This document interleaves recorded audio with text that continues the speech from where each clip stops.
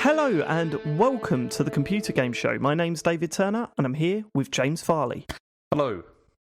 I'm also here with Guilty Pleasure and the Big Gun. Whoop Hello. Hello there. Hey, how we doing, boys? Pretty good.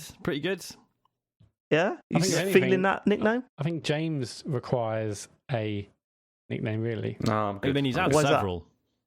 He's like He has he's had like a a lot. chameleon. He changes. He's like David Bowie. He's the news goblin.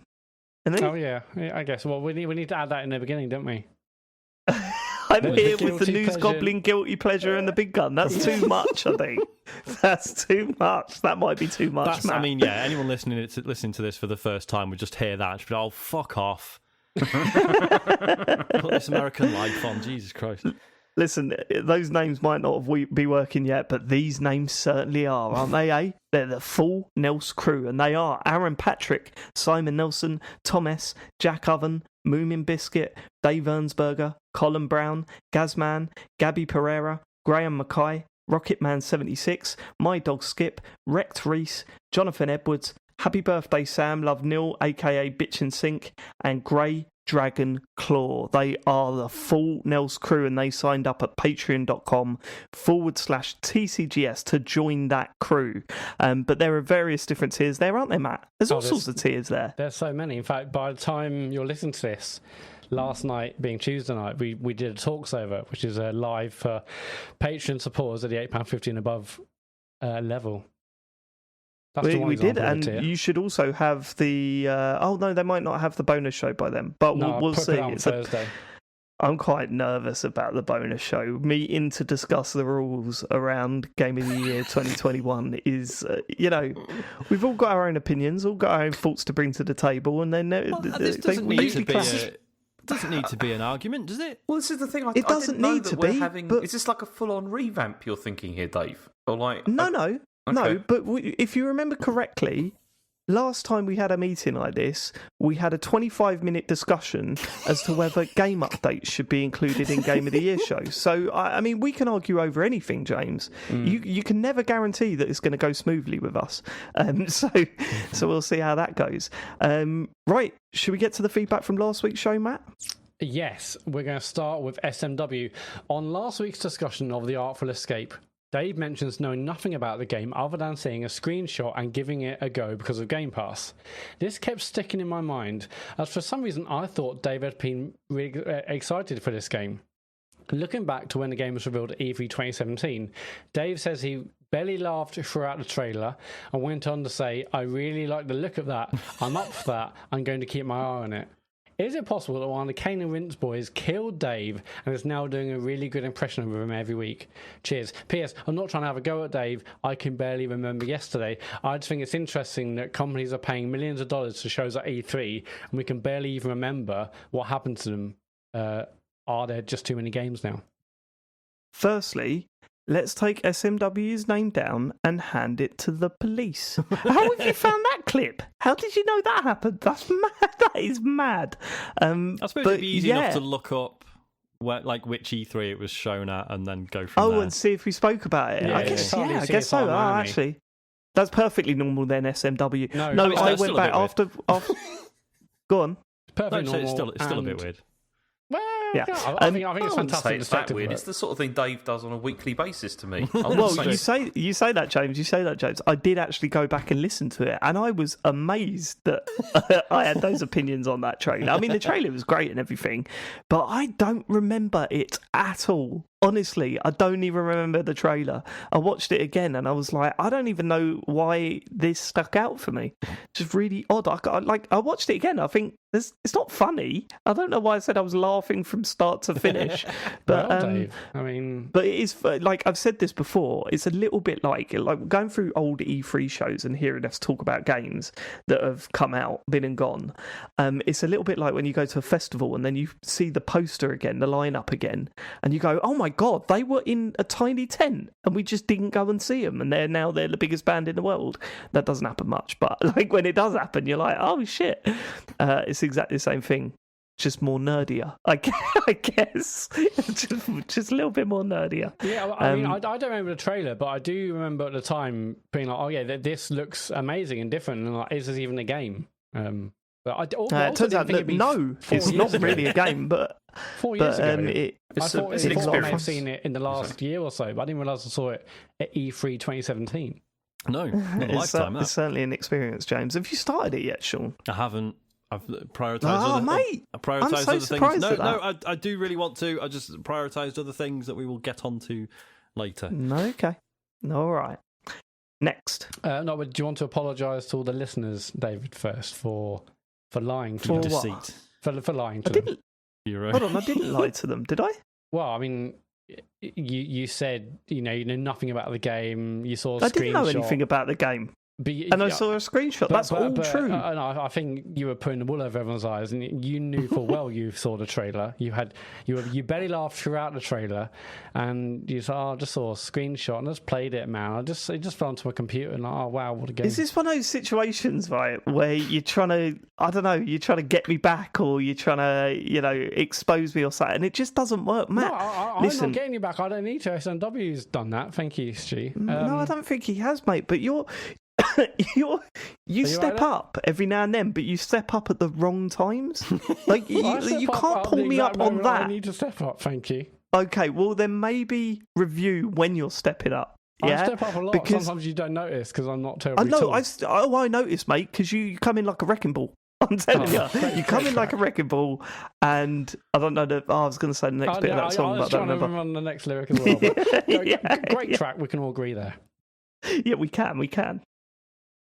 Okay, SMW actually continues. This is the After You're now right, finishing the Matt. podcast, it's clear David's actually AI and not Leon Cox in a skin suit. I mean, it did get weird there, actually, SMW. Probably should have stopped at the first slightly weird email and then you doubled down with Leon Cox in a skin suit.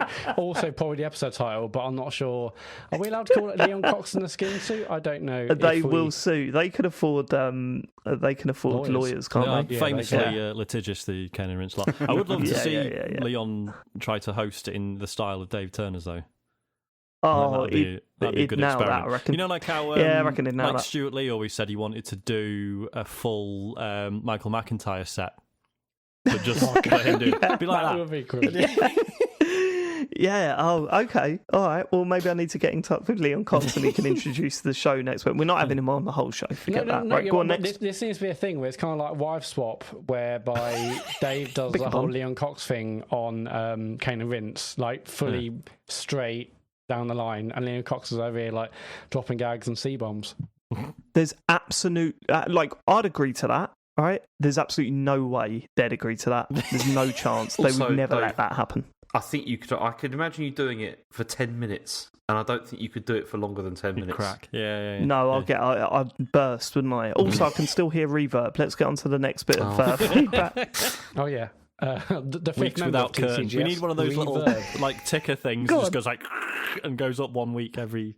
Which we had a heated discussion today about the curtains. Did and you? it's yeah. Go on. Was the heat Well, no, still discussion, not got James? For curtains. fuck's sake, why haven't you put any curtains up yet? No, it was okay. I'm not getting into this because this is ridiculous. go on. Move on. No, Is this the you can't James say bashing that and portion then of the end show? it. Because I've got such a great story about James this week, but I'll wait until it comes up a little bit more naturally.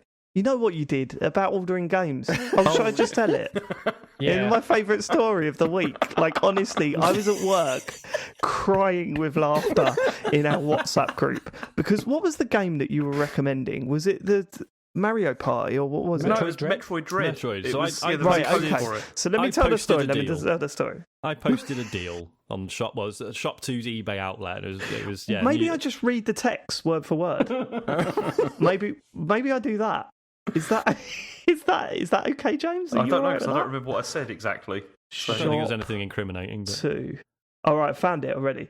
Here we go. So, yeah, I'll try and edit myself. So Sean posted a deal for Metroid Dread for £35.88 on Hot UK Deals, right? And James quoted that and said, "Thanks, just ordered it. Not sure when I'm going to be able to play it though. I have to get it delivered to my parents in the UK." Right? And I thought, that's weird. So I put, why is that? And you replied, well, getting stuff posted to Europe now incurs import taxes. So it's generally best to avoid buying stuff from the UK to be delivered here. And I I just went quiet then because I was like, I don't want to piss him off. I want to ask him why is he not just buying it in Germany then, like to be delivered to his house, or just pop into a shop. Why would he order something in England, send it to the parents' house, and then pick it up when he's over? Right? Because, like, you know, it was a good deal, but it wasn't like. It wasn't I'm gonna like have to £5 travel off or something to pick this up. Yeah. So I leave it a little while, and then I put, no, James, I mean, can you not order games from Germany or something? Right? And James' reply was, can do, but I haven't found where to get them cheaper yet. Metroid Dread is currently €50. Which is £42. That's not much difference. And then I replied, and saving you a journey to another country.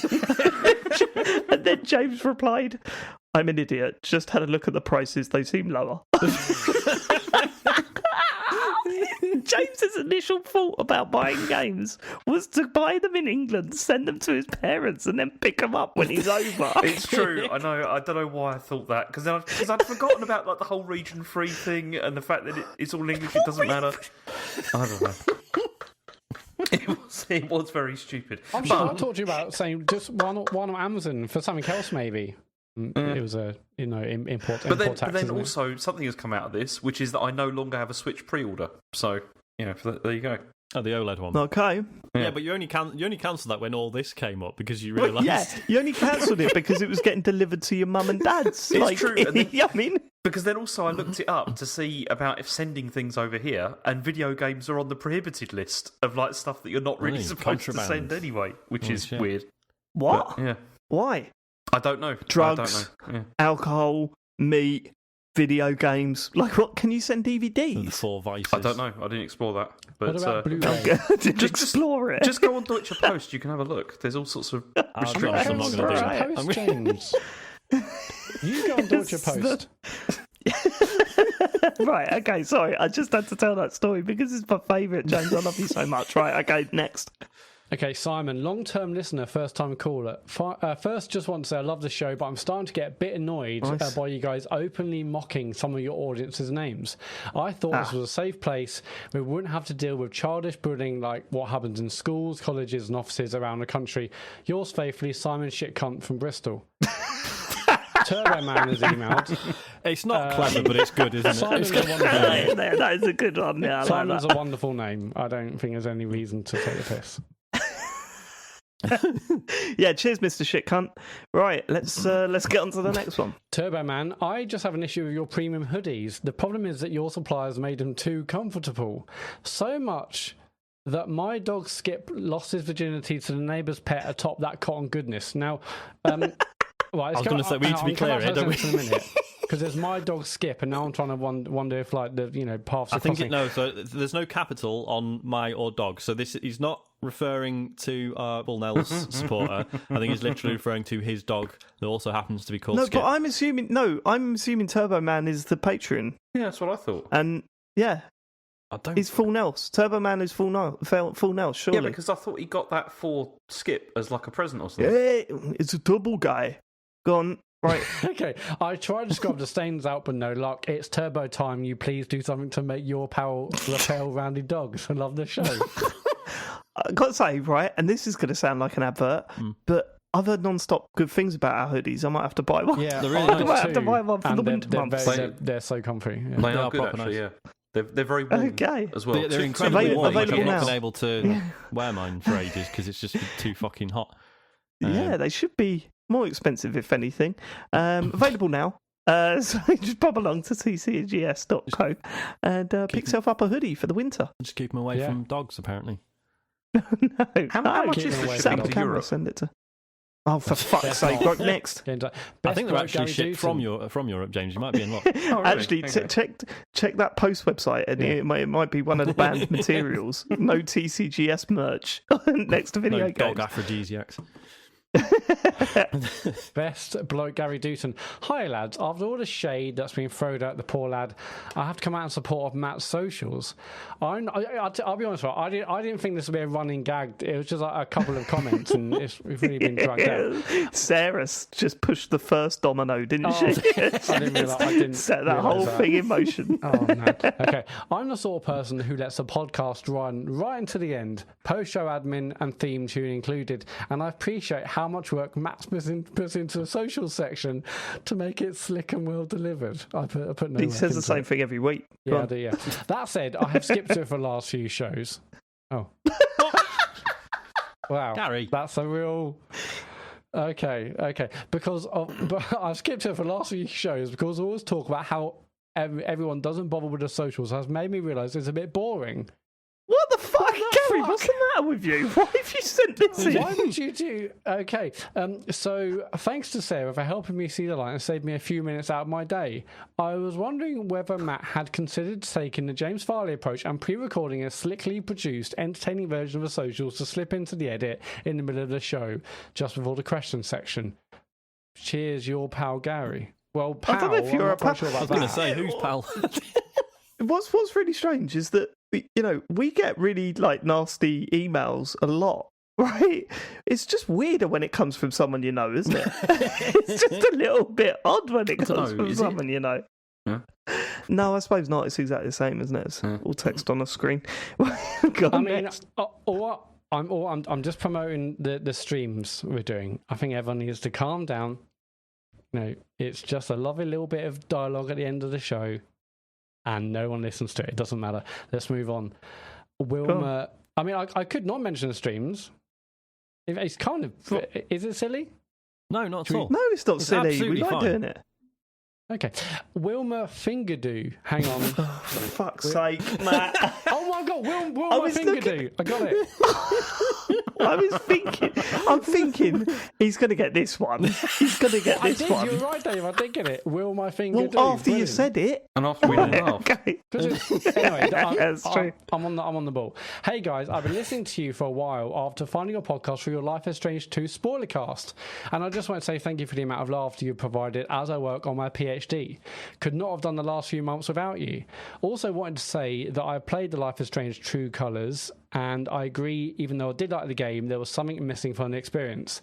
I believe it may be due to the fact my decisions did not appear to have a major impact on the story, which dampens the ending. Looking forward to your spoiler cast, Absolute Kings. Thank you, Wilma. Oh, we're totally doing a spoiler cast. We are totally doing a spoiler cast, Wilma. And honestly, it's genuinely really nice to know that you found us through those spoiler casts, because I know really that a large portion of our audience doesn't like the series, right? I know one listener in particular really doesn't like it.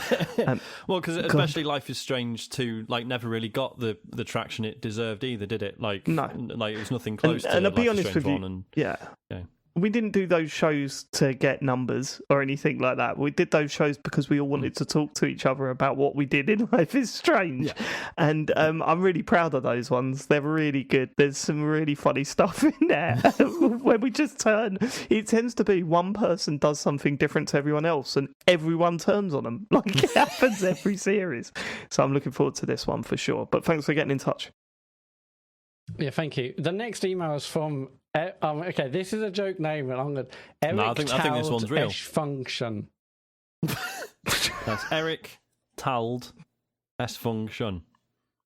Do you know, I was looking at that That's and real. I was trying to figure it out, and then it's only when you said it out loud that I realised what it was. So I get his function at the end. What's the... Have you not got it? No. Matt, come on. Erectile dysfunction. Erectile dysfunction. Dysfunction. Which, I mean, We've all been happens, doesn't it? Go on. I don't have one, actually. We have all been there. But I can blame it on alcohol, Sean. What about you? Snackered. Right, fair enough. Oh, I haven't done that once.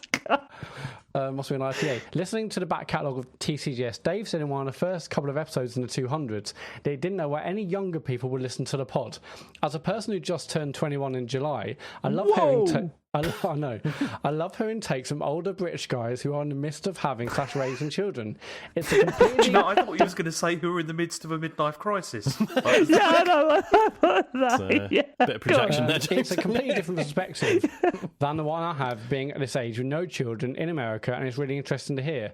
You guys still have opinions I can relate to a lot of the time, but then other topics come up that I feel are just so unique to that parent view of things. It's just fascinating to see what games go from being okay to one of you, only for yourself or another person on the pod, to say they have played it with their kid, and it's become a much more fun game because of that bonding experience. Also, the British slang and vernacular is hilarious to me as an American. It makes the jokes even funnier because of the unexpected delivery of it. Also funny to hear y'all do American accents because it's always a Valley Girl from California or something like a Super Mario Brothers movie New York accent. Never a Southern accent, even though I'm expecting more of these, please. Thank you so much for all the great content. Also, any update on the Bitter Nest? Sincerely, Good Eric. question. All right, let's go through this. Firstly, the American accent thing, honestly, it makes me cringe whenever I listen to an American podcast and they do a British accent, and it's always, I want a cup of tea, like all the time, and you're like, yeah, okay, all right. So, yeah, so I get it. Actually, that just sounds like me, Sean. That's all you're doing there. But like, I get it. Yeah. So it's, doing it the other way around is probably the same results. I'd also like to say the Bitter Nest. Well, James, can you give us an update on the Bitter Nest? It's in development hell at the moment. But COVID, isn't it? Oh, is it? Oh, What's no. happened? Yeah. I mean, we had to change the engine like multiple times, and so we had to Did you keep... change it from EA's Frostbite engine to Unreal? Then back to EA's Frostbite engine. It went from that to Unreal, and then back to Frostbite again. It's been a problem. Have we got a new release date? I'm hoping like holiday 2023. Whoa! Jesus. Okay, that's Well, I mean, disappointing. But you've done well to Wow. nail it down to a holiday, because now we just get the year. So Yeah, it's something's true. something's happening. Yeah, something's going. We've got a plan. And finally, talking about the age thing, God, it really hit me today. And I know some people's age is all relative, right? But when I got told today that I should join up to a senior football league that plays just down the road from where I work because it's 35 plus, Yeah. I was like, oh my God, in my head I could still one day play professional football, but I really can't. Well, you can in the senior side. You're not going to join a Do senior you know what the league. worst thing is about that, Dave? Is like when I listen to stuff like 606 and there's footballers on there that are pundits, and then you realise you're older than them, and that's just They've retired. Yeah, they've already retired. They've already retired, yeah. I mean, just It's a killer. just to address not knowing why younger people would listen to it. I think it's just our general perception that younger people don't generally listen to podcasts. I don't think that's wrong. You'll always find people listening to podcasts, but at the same time, I think, you do. I think when you get to our age, we're starting to get to that. I just don't get it. Phase, you know what I mean? You watch YouTube videos aimed at that generation, and I'm just like, this is just really loud and in my face and actually a bit annoying. Turn it off. YouTubers were better in my day. Do you know what I mean? They don't make YouTube videos like they used to. Get back to Numa guy. That's didn't why I mention still watch Gotcha. Starman, because it keeps me in touch. With like what's going on. Jesus Christ. So you see. No, it's one thing I didn't mention it in the feedback the other week, but it's one thing that was really interesting in the episode with Ian on was that the discussion around streamers and YouTubers and stuff, and it was just nice to hear Ian talk about some that he likes, in just quite an honest way, because I think I always feel like I don't get it, but also I don't want to be the old man saying he doesn't get it. I know. Do you know what I mean? And I felt like Ian just sort of I'm conscious totally just rode that sort of middle line of well, yeah, here's some that are okay. That's all. That's all it needs, isn't it? When you watch his show, he tends to have he has in the past had a lot of streamers on and all that, and it's great. It's a great little community, and I've found some streamers through his show myself that I check in with from time to time, and stuff like that. So yeah, it's all good. Yeah. One little guy called Ninja, he calls himself. Yeah. Have you heard of him? Is he still going?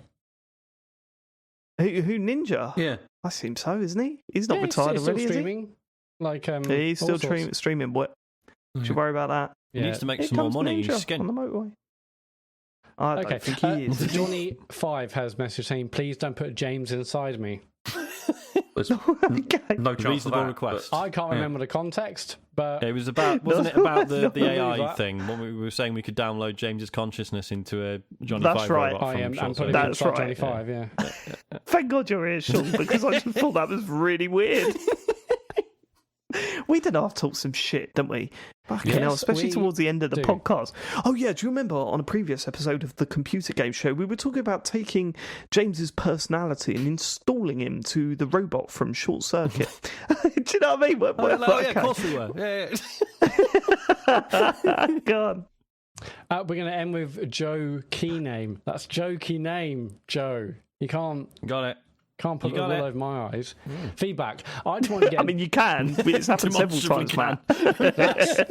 No. Feedback. I just wanted to get in touch to say how much I'm enjoying James's Dark Souls 2 stream. I don't tend to watch streams, yet always listen to Matt's social section nonetheless. Thank you, Joe. Good save. But having played through the first... We need to come up for a name for those listeners. The listeners that listen to the socials bit, past that. We could do that thing that you guys used to do on the huge kind of Kane and Rince and Joypod Christmas thing. We had like a passcode at the end, and if you'd listened right through to the end, you would tweet that. Brilliant, but you've mentioned that now at the bit at the start of the show, so that's completely ruined the whole idea. The whole idea is you don't mention it to the end, so people don't skip to the end and get the code. It's all right. This will be cut out. No, Absolutely ruined it, Matt. No, Sean, you're editing. Yeah. Leave that in. Will do. That is incredible from Matthew Murray there. The whole thing is So what we'll do is we'll put a secret code at the end of the show. God. Well, no, you said no, because then people are like, I'm going to listen now just to get the codes. And so we get people listening. And that's, Exactly. yeah, perfect. So what's the problem? Okay, all right. matter. If you want to do it that way, you can do it that way. We won. Let's do it that way. It's not what I was going for, but go on. Okay. Where even was I on this email? Having played through the first Dark Souls last year while listening on to Dark Calls, I felt it right to start Dark Souls 2 now that I can play along at the same time as James. Having recently cleared the section he covered on Friday, it made me feel a lot better about myself, seeing the difficulty he also had with the same enemies. My 8-year-old son loved watching along with me too, although I had to put headphones in so he couldn't hear all the swearing. I was from James, not from the characters in Dark Souls 2. We were both cracking up in sympathy, watching James struggle through tough enemies, only to fall or be pushed off a cliff, something my son has seen me do many times too. Due to a time zone difference, I'll never be able to watch live, so I just wanted to say I love the stream and thank you for continuing to significantly increase my enjoyment of the Dark Souls games. Nice. Oh, Thank you, Joe. Thank you very much, James. How do you feel about that? Someone's being very nice there. That's brilliant. No, that's really nice because I'm actually really enjoying playing Dark Souls 2. Although there were moments last weekend where I was going to say a bit annoyed. When I tuned in, you really weren't. Well, I mean, I've not spoken to Matt and Sean about this, but I think this is a good time to ask the question. How did you think James handled the raid? Oh, When he injured his foot and just sort of carried on. Incredible. Yeah. He got so Ian Lee was doing a stream. He raided our channel at the end of his stream, brought over 100 people over to watch James playing Dark Souls, and James said, "Thanks for the raid, I guess," and then said, "Yeah, this raid hasn't really worked, has it?" That was a quote. I mean, that's not the James. raid's fault, James, is it? It's not. Yeah. Yeah, you said James, that, yeah. Did you promote the listened. podcast? I'd just ridden over my foot. And I'd had a bad, half an hour before that, and I was just feeling a bit fed up. Did you promote the podcast, James? No. Did you ask them how their stream was? That's a polite thing to do. Say thank you, Raiders. I just assumed that everyone would just leave as soon as they were there, so I just thought, well, just I mean, if you assume that, then yeah, that probably is what's going to happen. Yeah. Did you tell them who you were and what we did? Of course not. I was focusing on killing things. Farley. James Farley. Unbelievable. We're going to have to tweet a clip of that because it is hilarious. He rolls over his foot on his chair just before it happens and then acts like he's furious that he's been raided. Yeah, I'm going to cut I didn't know what to do. I kind of froze. But you should have remembered a few years ago when I got raided. You just promote the podcast, a good 15, 30 seconds, just talking about what we do. Thank the people that have turned up. Yeah. Introduce yourself. I'm James, especially when it's that we many stream people. a bunch of things. We do a podcast. I think what we need to do is have a script prepared for James. Yes. Next time. Can we do that? And then can we have a training session? You have to have it printed out on paper and you have to pull it out and be like, okay. Got a better idea. Got a better idea than that, Yeah. right? Look, I'm not a streamer. James, Sean, Matt, you're good at streaming. Can you do a workshop on Twitch where you get him on, the three of you get together and then you teach him how to do it properly? And maybe half an hour before his stream, and then he can do one as a proper streamer, taking in all your advice. You're can we thinking do that? like a Zoom shared screen 100%. webinar. Yep, 100%. Where you really G him up, you tell him what to say, how to do things, Yeah, and then I just imagine the start of the next stream. Hey, what's up, Twitchers? Yeah, welcome to my channel. I tried that once when I was streaming, and I just can't maintain it. It's just annoying. Right. Well, they're going to give you tips on how to maintain it, mate. We've got some elite streamers amongst us, right? And me. Use them. Use them. Yeah, Matt used to stream in the 80s, I think. Yeah. It's been over a year now. Right, come on. Oh, stop building up to it. Did you hear that, Sean? He went, it's been over a year now. I wonder when I'm going to make my comeback. You were streaming last week. Come on, let's go. Yeah, do you remember? Oh, yeah, we did the Nintendo. It takes two, Matt, not that long it's ago. only Monday. You don't remember the facts? Yeah. He doesn't count it, mate. He doesn't count it. No, of course. Yeah, anyway, literally, let's move on. That is it for feedback. Go to tcgs.co/dear TCGS to leave your feedback or any questions you want. Not quite it for feedback, because we had a lot of feedback on my advert last week, and maybe I misjudged it. But this week, we all get to hear Sean Bell's. No. Sean? No, we changed it, remember? Matt's doing his. Nope. When did we change it? On WhatsApp. WhatsApp. Oh, okay. I'm sorry. I must have missed that. Done his. Last week we were saying, Sean's going to do it. Yeah, I know. But the situation changed. Matt's finished his. I haven't finished mine, so... Yeah, this isn't Sean not doing it. This is me basically. I've been kind of nudging Sean out of the way, going, hold my beer. I'm kind of racked with stress, and I had probably I lost count how many hours I spent on this thing, and I'm like, it's not good enough. This isn't right. And then I just blitzed it one day, and I said, Sean, I'm gonna do it, because if I don't, I'm probably not gonna be able to sleep for a week unless if I have to wait another week. Are we ready then? Let's play Matt's advert. I'm anxious. Let's go. I mean, I'm ridiculously nervous. I can't wait. When it's over, I'm just gonna have. I can't wait for the rest of the podcast just to flow. What was it you said on WhatsApp? You think you might never be able to podcast again after this? Yeah. Really? It's like that? Okay. Yeah. Enough for the build-up. Let's get to it.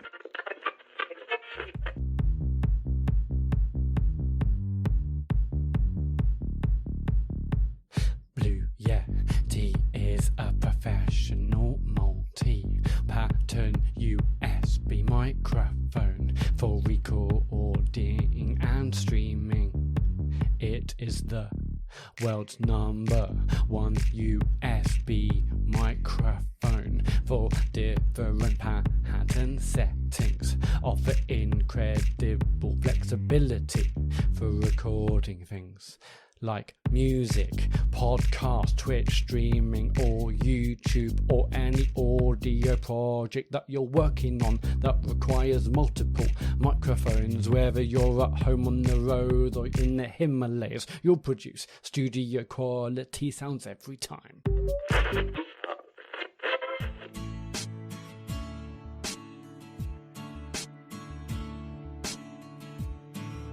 No hassle setup, mic ready in seconds.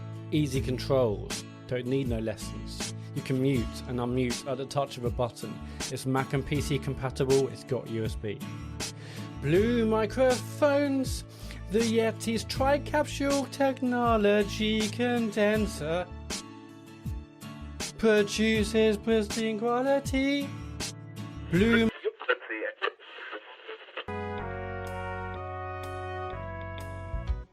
Unique design lets you adjust and pivot the mic to optimize sound quality. Secure into place this gorgeous little microphone on Boom Arm's already included stand. Everybody now, equipped with a 3.5mm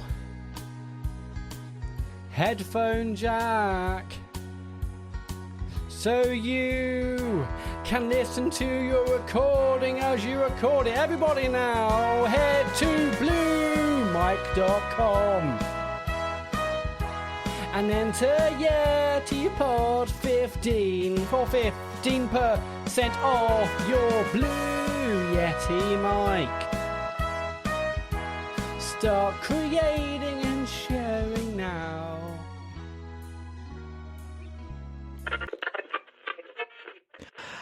James, should we get to the news? Yeah. I don't know what to say about that. Should we get to the news? Are you alright, Matt? Yeah, Done now. on. It's over. It's done now. That's done now. Sorry, that sounded very dismissive. I just meant I know you were looking forward to it being over and done. I don't know what to say. I don't know what to say. My God. I don't know what to say. I don't know if I feel a lot better or I'm just worried now about the amount of offers I'm going to get. I'm thinking like record deals, tools. I mean, when I told Elodie about that, we've listened to that in the car on the way to swimming. Like, that's the thing. Because she found it so funny. I mean, I think laughing at me. She didn't say that, of course. She's too young and sweet. But yeah, we played it about 4 or 5 times at least. Anyway, oh God, I feel good. Buy a Blue Yeti microphone. Please, they're really good. Buy a Blue Yeti microphone, yeah. Buy bluemic.com/YetiPod15. No, bluemic.com and then into YetiPod15. Yeah, so that's right. Let's get to the news. James Farley. Okay. Yeah, there's not been a lot this week, but there was a what's it called, Nintendo Direct that I thought we could go through first of all because we streamed it, didn't we? We talked over it, which was good. I've got the list. It certainly did of stuff. I thought maybe we. Sorry, I'm still trying to get over the other. What was that? What was that? Nintendo did something, did they?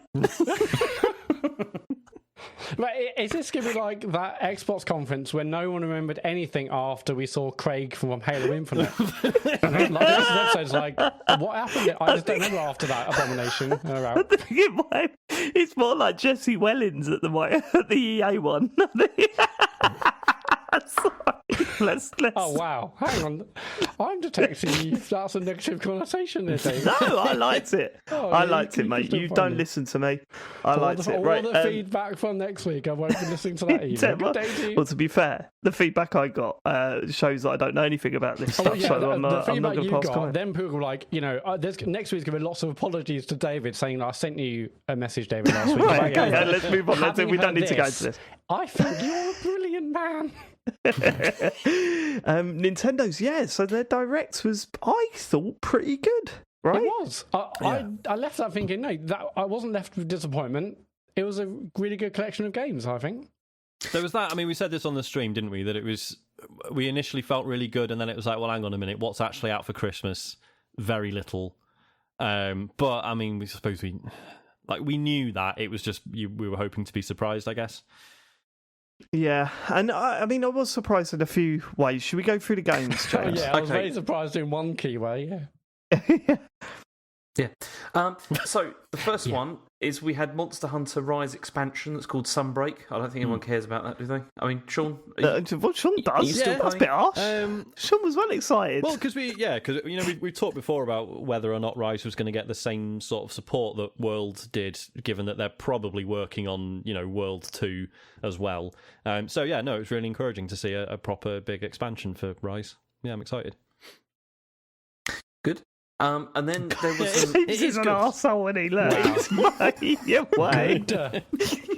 Sean was so excited. I don't think anyone's excited about that, is it? Oh yeah. No one that matters. Right, let me move on. and that's good, is it?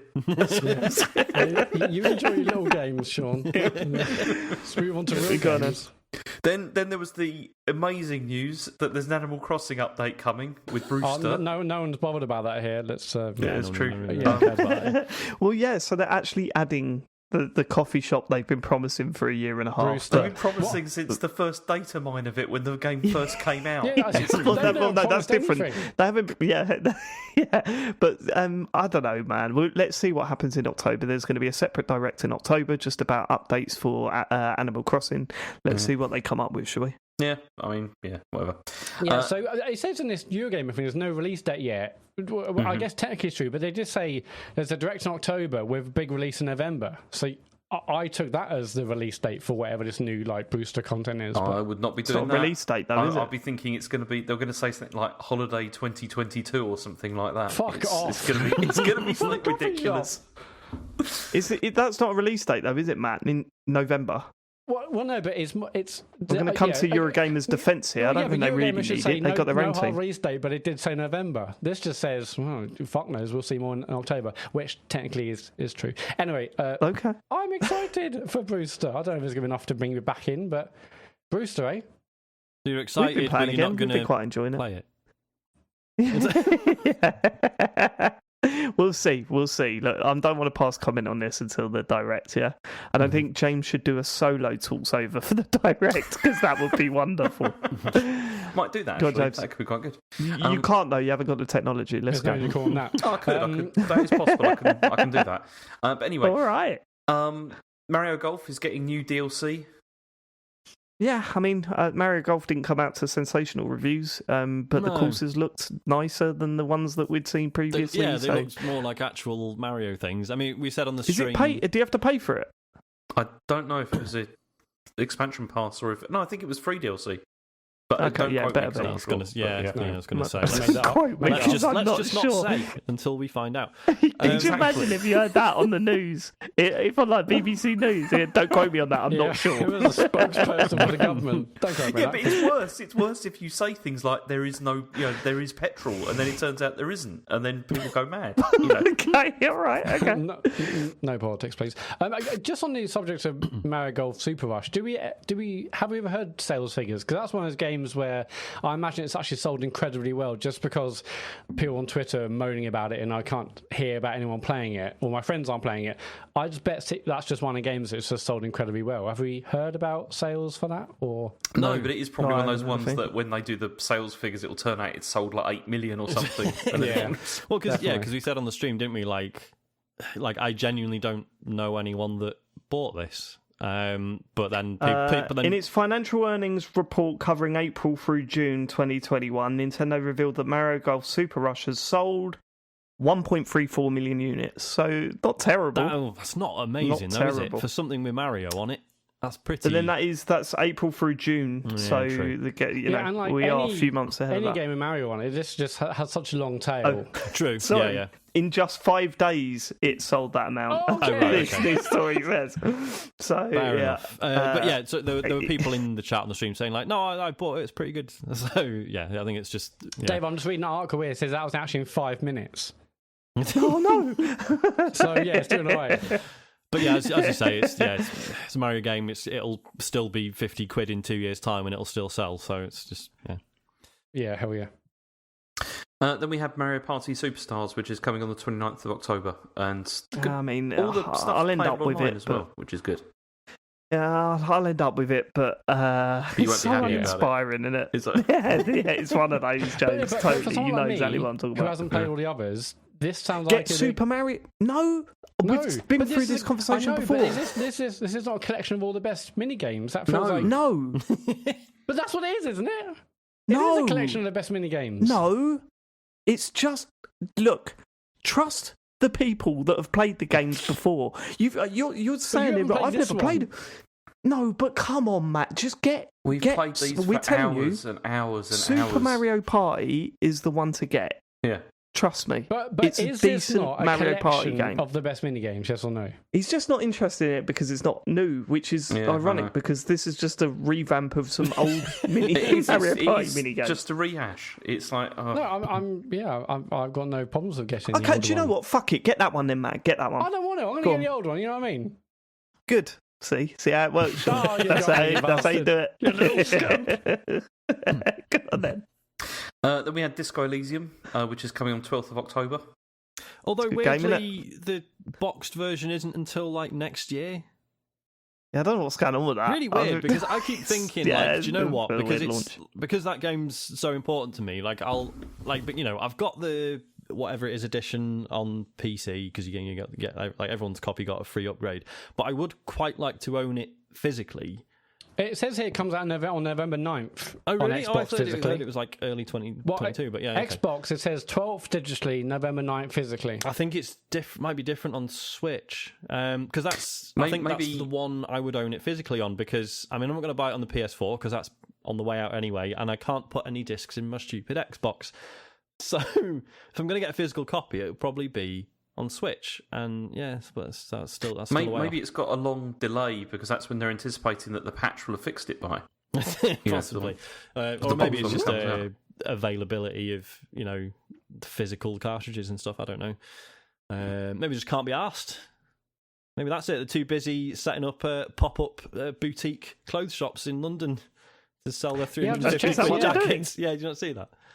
It was about a month ago now. Yeah, they just did a little pop-up shop in London. So it's like, go and get your 350 quid jacket about the game about poverty.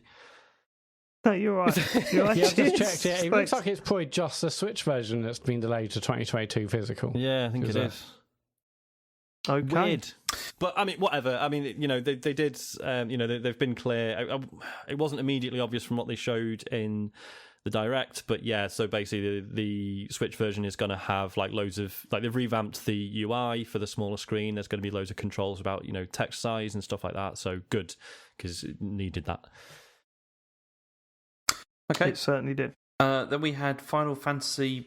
What was it? Hang on, no. It's called Chocobo. It's called Chocobo GP. Is the name? Oh, this looked terrible, didn't it? It's a sequel to a game from 1999, and it looked awful. It looked really awful. Like as in, it didn't look like a sequel to a game from 1999. It looked like a game from 1999. Mm-hmm. Yep. Then we had Voice of Cards, The Island Dragon Roars. Okay, move on. Move on. We don't need to know about that. So the thing is, this might have been right up my street, but this was around the time where the stream started shitting the bed, and I was too busy just watching the bitrate drop to 0 and wondering what the fuck was going on. So I didn't really take this in. So I should probably revisit it. But the fact that it's from Yoko Taro, that's interesting. I didn't even know that. Right, I'm interested. There we go. Okay. Then we had there's a demo out now, Sean. You can try it. Oh my fucking life. Right, okay. Yeah. This is wonderful. This is what it's like to actually get the news from James. I love it. This is an analog reaction to boot. Lovely odd job. Okay, and then also Nintendo then revealed the final Super Smash Bros. Ultimate Fighter will be revealed on the 5th of October. Okay, finally we can put this all to bed. We were joking on the stream about this is the first time in forever that they didn't open with Smash Brothers. Thankfully, officially, that era of Nintendo's promotional work is over. Well, thank God. I'll never trust them again. Because they'll find another way to upset us, I'm sure. Yeah. Do you want to know who the rumours are? I mean, I was going to put this in the fantasy zone, but I don't think it really belongs it. It's apparently it's going to be Sora from Kingdom Hearts. Oh, right, okay. What a disappointment. Makes sense. what a disappointing end. Look, if Sarah's here, she'd be absolutely buzzing about that, I think. But she's not. If who was here? Oh, Matt, you're not still It cut upset out about then. It that. cut out. I couldn't hear what you Yeah, said. all Okay, right, of course okay. it did. Well, you horrible person. Discord is very buggy this evening. Good day Righto. to you. Okay, then we got a new expansion pack for Nintendo Online, which is a new premium tier yeah. that's going to include Nintendo 64 games and Mega Drive games as well. And, I mean, the most Amazing. Nintendo thing ever, right? This really was Nintendo thing. It was like, yeah, it's coming to. We're bringing Nintendo 64 games. You know, the rumors are true. They're coming to Switch, but we're also bringing Mega Drive games. Oh wow, okay, all right, fine. In this new sort of membership that they're bringing out soon, that they didn't explain how much money it's going to be, if it's a one-off payment or if it's or when it's going to coming. be an extra. Either, you know, No, it's- they did say no. Then they did give some indication of when it's coming. They Didn't only they? just said October. October, but there's no Yeah, yeah, detail yeah. about exactly when. And but they, I mean, do you want to know some of the games like the N64 launch lineup? Absolutely. Okay, so the N64's got Mario 64. Obviously. I'm not going to say Obviously. The Legend of Zelda, what kind of one that is, because I always mess up the No, name. no, you've got to. Try because it. I Just don't give know it a which game it is. So, yeah, please tell me. Right, okay. Ocarina of Time. Oh my god. Nope. What the fuck is wrong with you? Is that wrong? Yes. Right, What is- Tell me No. again, tell me again. No one talk. Have another go, James. I can't. I don't know what Have it another is. go. Do it. I don't know what it is. Just try. Just give it a go. Because before So I we know said, it's not before- Ocarina of Time. Before I Yeah. said Ocarina of Time, that's wrong. Yep. That is wrong. Yeah. Okay, And now you're so- saying Ocarina of Time. That's wrong. Yeah. So what Okay, is it another then? There's go. only so many Well, ways no. you can pronounce the letter Just O, read, James. I know, read it the really words, is, isn't James, it? and pronounce it Ocarina for of us. Time? Hey! Yeah, there we Ocarina go. of Time is correct. Yeah. Fucking hell. Wow. Okay. He's our newsman. The new sound. Yeah. So Ocarina of Time. Then Mario Kart 64, Star Fox, Yeah. Sin and Punishment, Dr. Mario 64, Mario Tennis 64, Operation Winback, and Yoshi's Story. Operation Winback. Everyone's been I mean, that's crying not a out for bad that. selection of games. It's not. I mean, yeah. Obviously, it's got a lot of the classics, but personally, I've played most of them to death already. I mean, Sin and Punishment's a big one because that was. I see. You're a Matthew Castle fan, are you? Am I? I mean, I know. Have yeah, you not? generally. Have you not heard Backpage Pop No, from sorry, I last haven't week? yet. It's honestly, it's brilliant. Yeah. I shouldn't be recommending other shows on our podcast. Why not? Actually, fuck it. Who cares? Last week's Backpage Pop was absolutely incredible. It was where they had to do a draft, right? Where they have to take it in turns to pick games to create a N64 mini. Matthew Castle he got to the point where he was even angry at himself for picking some of the games that he did. You got it. Yeah, it's good. It's very will do. good. But no, Yeah, check that Sin and show out. Punishment We was love it. it was a legit rarity. Was it? I don't think it was ever officially released here. Possibly. No, I think wasn't? It was. It I'm wasn't. sure it was. And it was available. Apparently well, not. Remember Unless it was available on like Virtual gonna say, yeah, Console and it on was a the big deal. Wii or something. Yeah, when it went to Virtual Console. So yeah, it's cool that that's there. Like it's a selection of very good games, just nothing I'm particularly fussed about Well- playing in 2021, I guess. But do you want to know about the upcoming ones that are definitely coming soon? Yes, After please. that These sometime? sound good as well. Yeah, go So, on. Banjo-Kazooie. I mean, Yeah. that's Yep. good, isn't it? Pokemon Snap, Majora's Mask, Kirby 64, Yes, Mario mate. Golf, Paper Mario, which is actually very good, Yeah. and F-Zero X. Cool. Right. So we know that this is a monthly payment, right? Mm. This is going to be a monthly, like an addition to your monthly I don't payment. know. I think it'll Well, be because probably at the annual. moment it's not. Is it? You can pay monthly, can't you? Or you can pay like per year. I thought or it was whatever just for Oh, this. you annual. pay per year, yeah. Yeah. 20 quid. Yeah, annual, right. Okay, so annual, it's £40 currently annual, right? No, 20. It's Oh, is it about 20? Oh, if that's- for a single user, it's 17. I think was what Okay. it was, and then it's like What do you reckon they're going up to? I reckon for it'll be this? 50. Is What? what Hang on. No way. No £50 chance. for 20 the quid to year? 50 quid for this. No they'll add chance. 20 quid on top of this for this stuff. No, they won't. Yeah, but that brings it to 40 then, doesn't it? It depends I mean- if you're on the family pack or not, because I'm on the family one, and so that would take it up to Right. about 50. Yeah, What, no, so okay. Well, right, okay. let's go for the standard year is 20 quid. Mhm. So surely they're not going to double it just for these. I mean, They I was will. thinking. No, he's saying for the family one. So how much would it be for the standard one, do you reckon, James? You reckon 20? You reckon 40 I quid reckon for the year? 40. Yeah, I No reckon 40. way. The same. Well, roughly the same as what we pay for PSN. Exactly. Yeah. Well, it's just as good a service, That Dave. would So I be don't know why you would. I don't know if it is, mate. There's no games that you play online on the fucking thing, and when you do, there's so many restrictions. It's pointless. Don't want your money, I right? reckon You're not they're gonna only have to pay for it I anyway. reckon it'll only be an extra £10 for the year. Yeah, if that. Maybe more than that. Okay, Yeah. well, we'll find out soon, won't we? This is Nintendo. They like making money. I They know are what you're weird saying, because and even when stupid. I said it'll only be £10 for a year, I was thinking, no, it won't. No way. That sounds way too reasonable. What do you reckon then, Matt? Well, I'm thinking, I reckon 15, 20, because She's same as James. Okay, all right, fine. I'll say 15, yeah. Okay. So currently, we have like Nintendo's, SNES online, SNES titles and stuff. How often do they get updated? How Very how rarely. often? No, they don't. I mean, Okay. originally they were doing like 2 or 3 like a month, but then they kicked that in the head and just decided to do it. Kicked in the head. Yeah, I don't know why I said that. I don't know why I knocked it on said the that. head. But Knocked it on the head or kicked it in the head. Yeah. Oh, I like your one. yeah. Okay, so, but maybe at the beginning of this, they will be knocking it. They will be adding titles every month, right? That I'm sounds like not a thing counting. to do at the beginning. I would- no, yeah, I mean- I don't think so. With the Wii, they were doing that, and it took forever. I mean, it's worse when they do that in anything because then it's like it just takes like Yeah, we'll years just and drip years. feed it for Yeah, it's not good. We'll see what happens, what comes of this. But then they also announced the new controllers, haven't Yeah, they? so for $50, you can get an N64 and Mega Drive controllers to play these games. Although it's weird. I get the N64 one at that price point, but the Mega Drive one, I don't get the either Mega of Drive But one do you know is what's like worse Wait, about it's it? the free. shit But one wait, as hold well. on. Well, let me go. The N64 one is wacky, right? It's got that It's iconic. very unique analog stick. It's the whole thing, like they fire up the plastic mold. Really, that one? Yeah. But no one knew how to hold it back then. What are they going to do now? Right, okay. I kind of get the £50 for that, or the $50 is what they announced. But the $50 for what is essentially a flat bit of plastic, a D-pad, and 3 buttons, Sean. It's Like, only the that 3-button is- version. It's not even Yeah, the 6 only one. Japan get it Yeah. exclusive on the 6-button one, which Fucking is hell. madness. It's awful, isn't it? Like Japan gets that, and we Yeah. don't. It's Yeah, but I mean, I'm not going to buy it regardless. It's not like if they released it out here, I'm not going to go, I need that. Like, no chance. What a weird I mean, fucking the 64 thing. pad just still looks amazing. As the first day I saw it, I mean, I don't think I'm going to spend $50 on one, but it looks so cool. It's very strange, but like that analog stick is so unique.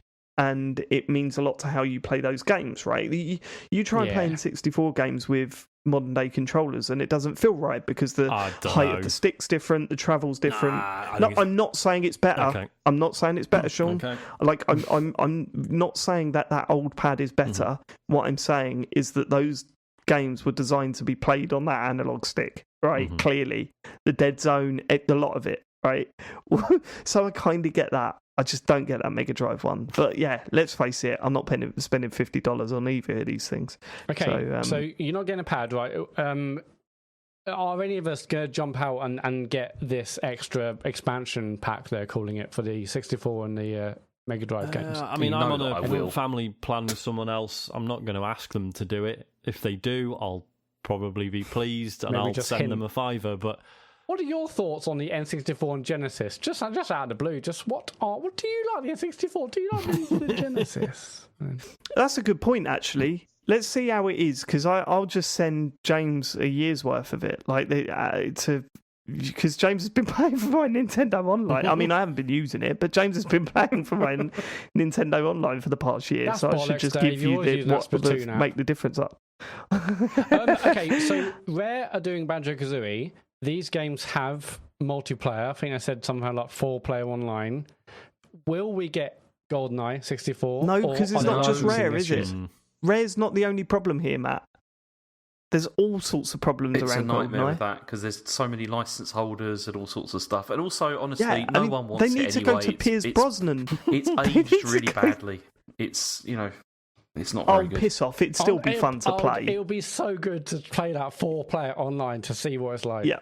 It'd be it really awful. would be You'll incredible. play it Stack. once or twice and you'll be like, this is awful. Yeah, it'll be a It's- bloody good stream. Stack, Rockets, License to Kill, I'm Natalia, let's go. Yeah, but forgetting all that, just doing the missions again, you know what I mean? Going through that tank level on the street. Shooting that guy's hat off. None of Looking this is over going to be as good as you remember. No, it Absolutely really not. Looking won't, over the honestly. water with a sniper and seeing that little island that you're not allowed to get to. Yeah. And Just a then someone multiplayer, did it, come and it on. was like, oh, there's nothing there, is there? I would love to give that a go, but yeah, you're probably right, not going to happen. Same it. Okay, Lose a so good chance of after playing. all of this excitement, they announced an ActRaiser game that's remastered of the original one, which is ActRaiser Renaissance. I don't think no cares, no. Yeah, Don't no. give a shit. Okay, then we had Castlevania Advanced Collection, which is Yeah. in the eShop now, which I am into, Yep. because it's a collection of very good games. Yeah, man. So yeah, and they're also not very expensive either. It's like 15 quid, I think, for I the. think it was for the collection. 20 for the lot. Really? Yeah. But still, Maybe it was on absolute sale. bargain. James is suddenly put off. Yeah, oh, fuck Yeah. that then. Not paying that extra 4 quid or whatever. Yeah, it's ridiculous. Then the weirdest part was we got a port of Knights of the Old Republic, which is coming on the 11th of November. Yeah, were you reading these all out of order? Oh, This I is don't know. not the order I massively remember. out of it. order, yeah. It's just Okay. look. Don't blame me. It's whatever- order Eurogamer Yeah. put this in. Well, again, though, why don't you take notes while we're doing it? Just write the Because name then of the I games can't down. do quips and stuff while we're watching it. You don't do quips. You complain about how you don't want to stand up because you're just streaming in your pants. I know, but I've got to You don't do concentrate. quips. I've got to concentrate to come up with stuff and everything. I can't do that and Why also don't you write just? down things. Here's the thing that I don't get, James. Why don't you just go? I'm too lazy. I can't be bothered. Well, yeah, there is Why that don't as you just well. say that? There we go. Because that sounds Sorted. bad. But the quips, I David, know it the sounds quips. bad because it is bad, mate. Go on. Okay, so we had Knights of the Old Republic coming the 11th of November, which is obviously not the remastered one that's coming to PlayStation, so No, it's it's a bit odd. shit. Yeah. Really? Yeah. And then Yes. you don't announce a game like this just after announcing that So, you there's know, going to be a you're big getting remake better of it, version. do you You're really? getting a better version of this game, you remember? Well, Yeah. here's like- the worst one. Well, we got the worst one. Go on. then there was a Splatoon 3 trailer, so yeah. No, there wasn't. No, you can't also say "and then there Oh, right, was" right, either. okay. But if you're reading them all A out, of order, Splatoon go on. 3 trailer happened at some point during the It certainly did. I mean, it looks good, It does doesn't look it? really good. Splatoon. I'd go back to it for a bit. It's been a long enough time to 100%. go back to that game. Hell yeah. Can you believe that, man? That come out. Was that a launch title with the Switch? No, it's a couple of months later. It wasn't. It was a Yeah, couple of damn months it, after, yeah, wasn't it? it? It was close. But because they announced that ridiculous headset. Oh my You had God, to plug they into did. about 14 different things to get to work. God, it's bad. But I'd play that again, man. That was we had a good time with that. Well up for a Yeah, new it was Splatoon. good. Okay, and then there was also a trailer at some point of Kirby and the Forgotten Land. Now this looks fantastic. Yeah, man, Can we this talk looks about very Matt good. Murray for a second? Yeah, go on. Matt, it was pretty funny how you'd never. He said, "Oh, it's like Mario Odyssey. You can Little take hats. you turn into things by Well, then, no, with all I the said hats." Climb Out Odyssey with the hats because I had never played a Kirby game, so I didn't Exactly. realise there was hats. No, there was that's a Kirby thing. Kirby sucks off enemies and turns into them. But Okay. yeah, I mean, what a surprise! Like this was the one that I got excited for the most. Like I'm not the biggest Kirby fan. I'm really not. I didn't like the side-scrolling games, but I know how much my son loves Kirby. Like I'm just obsessed with Kirby, and to have that just a 3D platformer from Nintendo gets me excited. And to see how beautiful it looked, I was like, okay, I'm in. And, I'm and the in. fact that it's So- it's like a post-apocalyptic, like modern post-apocalyptic landscape, but Kirbyfied. Yeah, usually Kirby is in a forest with dancing trees, everyone like rainbows, all that sort of shit. You're going up to people and trying to make them your friends so they can be on your team and attack the enemy at the end of it. This is like, yeah, it was. I mean, we were joking about it, and it was annoying going onto Twitter and see that everyone was joking about it. But it did look like The Last of Us Kirby. Yeah, yeah. It's like, oh look, it's Kirby floating yeah. around and doing cool stuff, and also presumably everyone's dead. Yeah, I'd love to know. Like, I'd love to know how deep they go with that. Like, if Yeah. there's not deep as in dark, but if they do this whole thing where you're literally discovering a civilization that used to live there, like piece by piece, as Kirby, then yeah, I'm bang up for that. That sounds good. And it's coming out in spring next year as well, so it's actually not that far away, Yeah. which is pretty good. No, it was sooner than I thought it would be, to be honest. And then the whole thing closed with Bayonetta 3. Yeah. Yeah. which we'd not did. seen for ages, and it was really good to see, and I'm quite excited. It's nice of you to completely ignore all the news about the Mario film. Oh yeah. That happened, didn't it, James? not in the article, no. That's not. Why is that not in the story? How did that happen? That's terrible. But yeah. But I think it happened because you relied on another news source and you didn't actually take notes during the thing. I'd forgotten. But yeah. You forgot. I mean, that was definitely the biggest bit of news for me. This the cast of the Mario movie being announced. I'll tell you what, I'm leaving a comment on this Eurogamer article. Are you? Okay, don't do it now. I rely on this news website to regurgitate. Yeah, you ruined my podcast. On my podcast. One is out of order. Two, you forgot the big Mario news. I can't believe you right, okay, so let's do Bayonetta first. Standard that I am also failing to No, display. I did mention it. Did you hear that? Sure. Sorry. James just said, oh, they did mention it. Yeah, he didn't scroll to the end, did he? Let's start with Bayonetta 3. So, I liked Bayonetta. I loved the first one, never completed it. Enjoyed what I played of the second one, but I didn't play that much of it. Oh, the second one's way better, man. So I wouldn't call myself.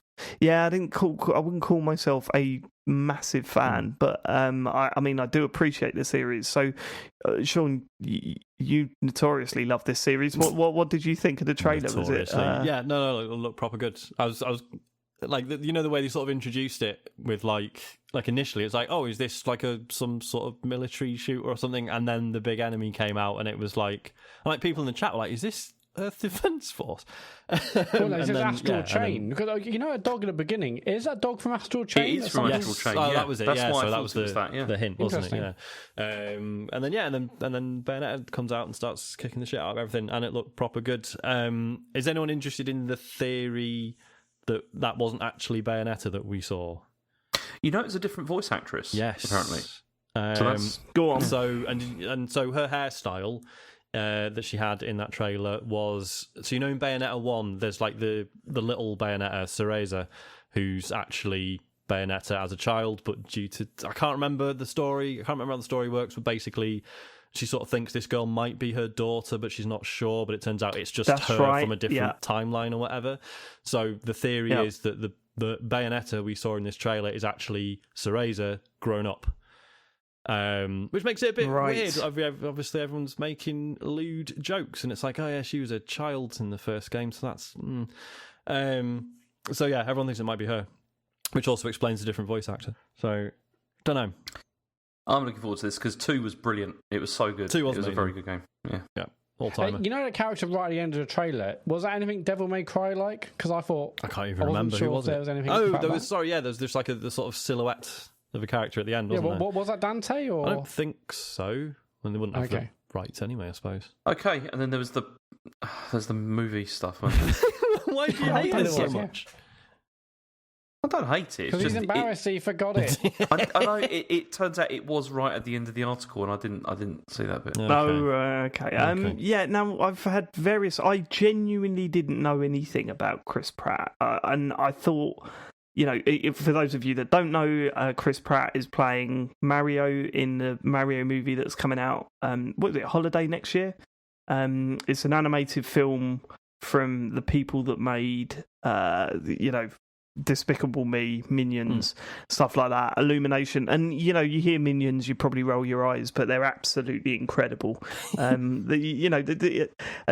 wouldn't say they're anywhere near Pixar, but then you wouldn't want Pixar to make a Mario game, in my opinion. No. Do you know what I mean? They do something completely different. So I thought it was the perfect studio to take on this license. Chris Pratt playing Mario is an odd one. There's no doubt about that, but people were viciously against this, and I said, why? Like, why is everyone viciously against this? And apparently he's not a very nice person in real life. So that's, and I'm surprised Nintendo would go for an actor like that to play Mario. But there you go. I don't know enough about the stories and what's been denied and what's been proven and all that sort of stuff. He's definitely it's not nice member of a vocally anti-LGBT church. I'm pretty sure he's a Republican as well. But I don't know. He doesn't sound like a nice person. No. I don't know what his version of Mario is going to be like. Did you see Capone Adams' theory? No. Oh, is this? Go on, sorry. The story is going to be about how Mario's got to get his voice back. Oh, okay. Or what was it? That he was traveling into the real world, but his real world voice doesn't sound like his Mario voice, Well, or yeah, something 'cause like that. I'd- I don't know. It was really funny. Yeah, sorry, I'd seen a theory knocking around that, like, basically this is a kind of a joke, and it's just going to be like one scene where they're in the real world, where it's going to be all these famous actors, but then the rest of the film it's going to be complete, like, because they sort of said, oh yeah, Charles Martinet is in it doing like other voices. Oh, but I just assumed that he was going to be like Waluigi's going to pop in every now and then. Yeah, maybe, yeah. You know, that sort of But thing. yeah, so Because he does loads. He does pretty much all the voices, But that'll doesn't make he? it even Martinet? more jarring, though, won't it? If you've got like voices like Waluigi being like him, and then the others are completely different to what No. you'd expect them to be. Why would that make it jarring? Because if you associate like Martinet with like Wario, for example, or Waluigi, and that's what you've got in your head, and then you're hearing Chris Pratt doing something completely different from Mario. I think Yeah, but we don't know if he's doing. We've got to hear the voices. I don't know what the we voices are don't going to be know like. But I enough will to- say some of the other casting is absolutely fantastic. yeah. And I know not everyone likes all the actors, whatever. But for me, the casting of Jack Black as Bowser is spot on. Seth Rogen as Donkey Kong, spot on. Charlie Day as Luigi. Oh, God, yeah. Don't get that, but let's see where that Oh, no, goes. that'll totally work. Yeah.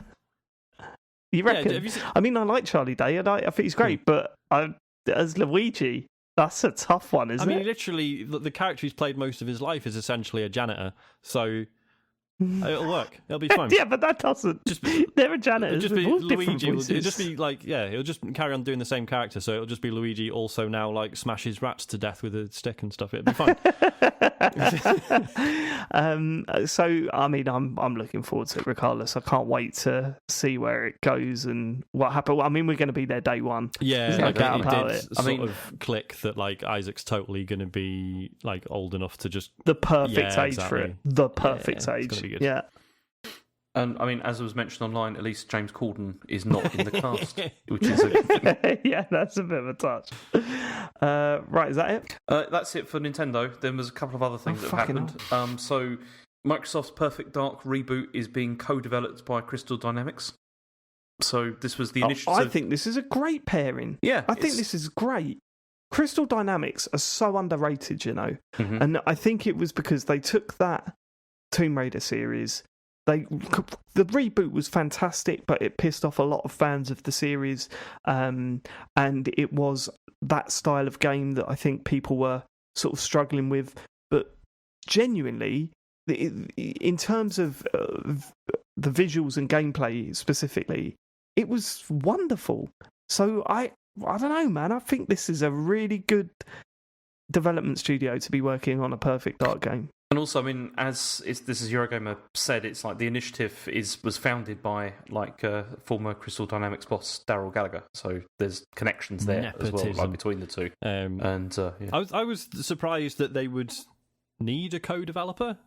Was that not odd in and of itself? Maybe not. I think 343 not really. probably would like to have had one. You know, Game's not out yet. Bungie. Don't be an arsehole. You know. Yeah. I did Bungie get involved. Yeah, I mean, the initiative, obviously, brand new studio processes and all that kind of basic stuff takes time Yeah, I to guess. be able to have a co-developer that can hit the ground running. I mean, obviously, when you first hear news, you think, "Oh, this is not a good look." But yeah, ultimately, it's partnering with another really fantastic studio. That was your and- initial thought? Was this is not a good look? Yeah, because I read the first tweet and I'm like, oh, okay, right. They need help to either get us out in a decent time period or No, this happens with extra games support. development all the time. They get other teams It on does. board I to think help them out with there was a things. bit of an expectation on the initiative being this amazing new all-star studio, wasn't there? That was my interpretation. Anyway. and like taking talent from everywhere. I mean, obviously they want to make this as good as they can possibly do, and if they had an opportunity to work with Crystal Dynamics, then that's fantastic. But I can't deny that when I first saw this, I thought, oh, this is okay. I mean, but I think a lot of people had that same thought, and actually, if you read into it and think about it, it's not necessarily negative. More support, more help and more development on the game. That's ultimately going to be a good thing. But I can't deny that when I first heard it, I was like, oh, How weird. My initial reaction to it was, what a great studio to be working on that game as well. See, honestly. I also thought that, but then I also, as Matt said, I thought this sounds like there's been a troubled development so far, with this. Really? Yeah. That's crazy. I think that, to me, that's really just filling in some gaps. It I didn't think sound troubled like that to development. me. I thought that if they want to get out in a sensible time frame, then I think it's more that maybe things are taking longer. And also, they start a new studio, COVID, etc., etc., etc. Lots of games are getting delayed, let alone a brand new studio with new people, new processes, and are working on a reboot of an old game. So I get it, but be exciting to see what happens with it, for sure. I'm really excited for this. I think it's a good sign. I genuinely think it's a good sign.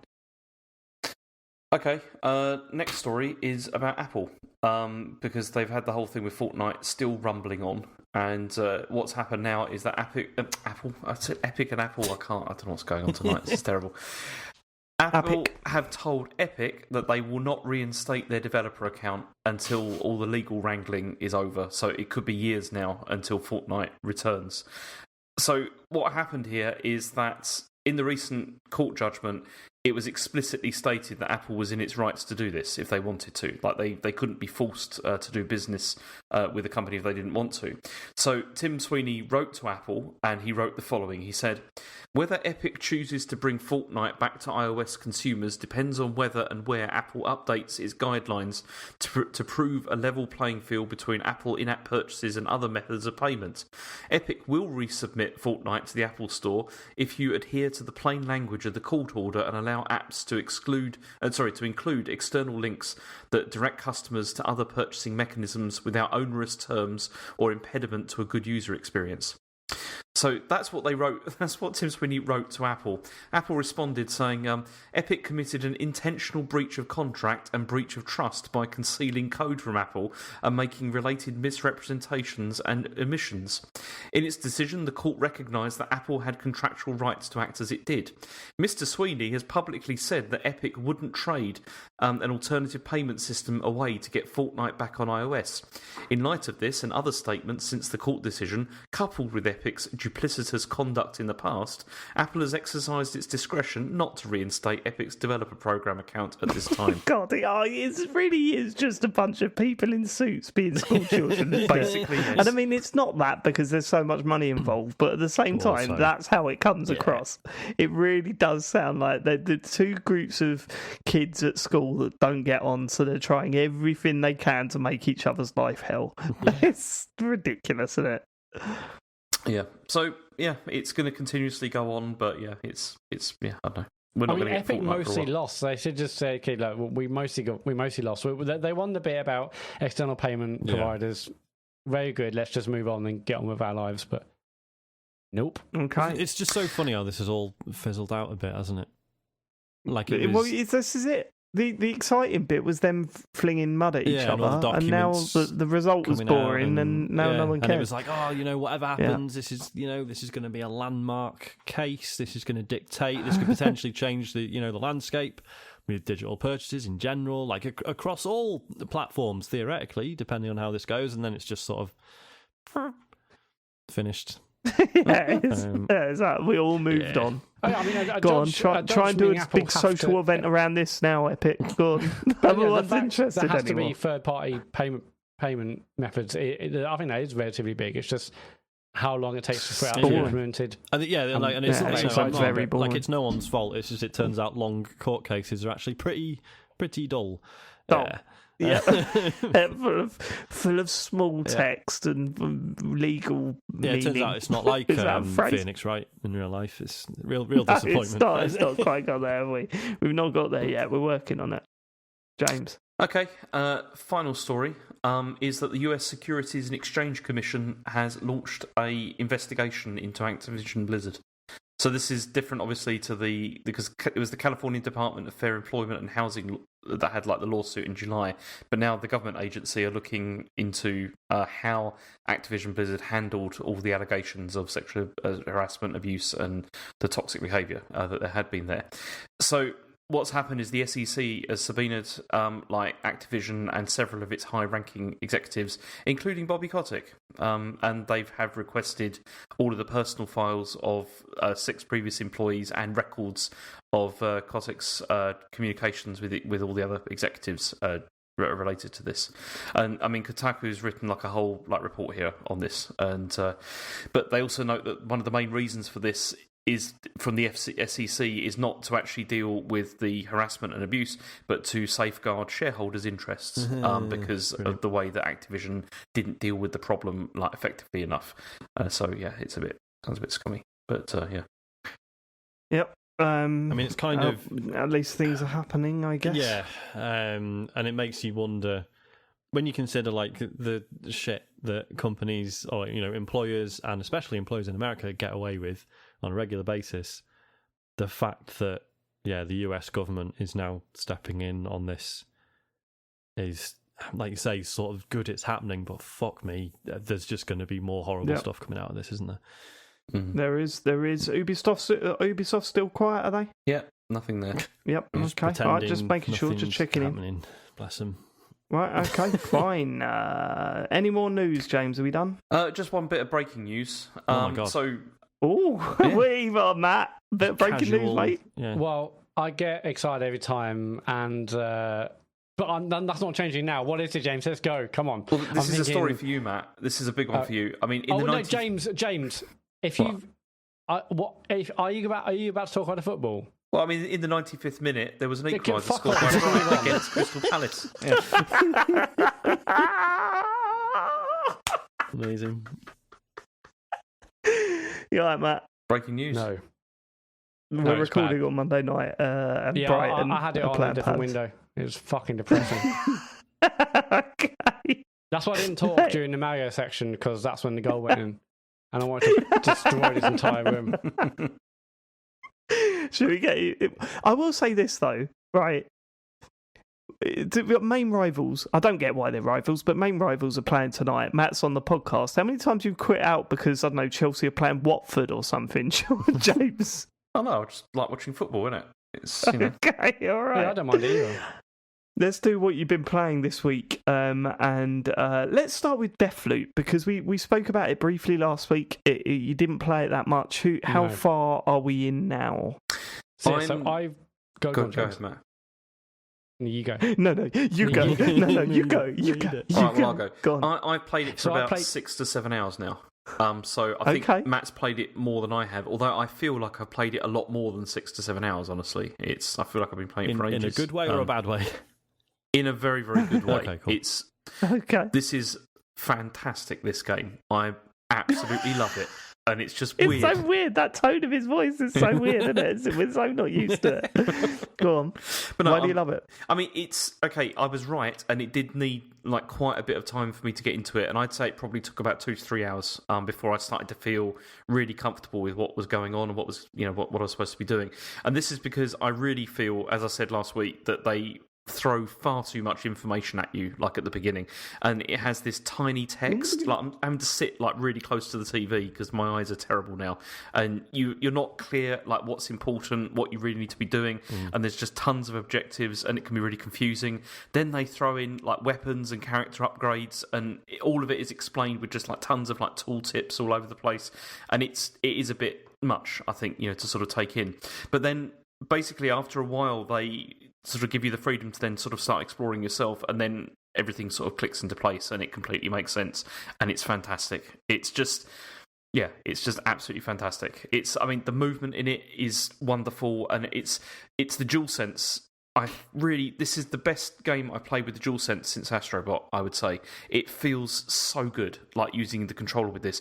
That's good, because I think we failed to say this last week, but another game that came out, well, I suppose we'll talk about it later, but another game that came out that promoted the DualSense as like a major selling point was Life is Strange True Colours. And it is so badly implemented in that game. Like, it's terrible in that game. I don't even remember it being in it hardly at all. I barely noticed it, really. God, it's so annoying. I mean,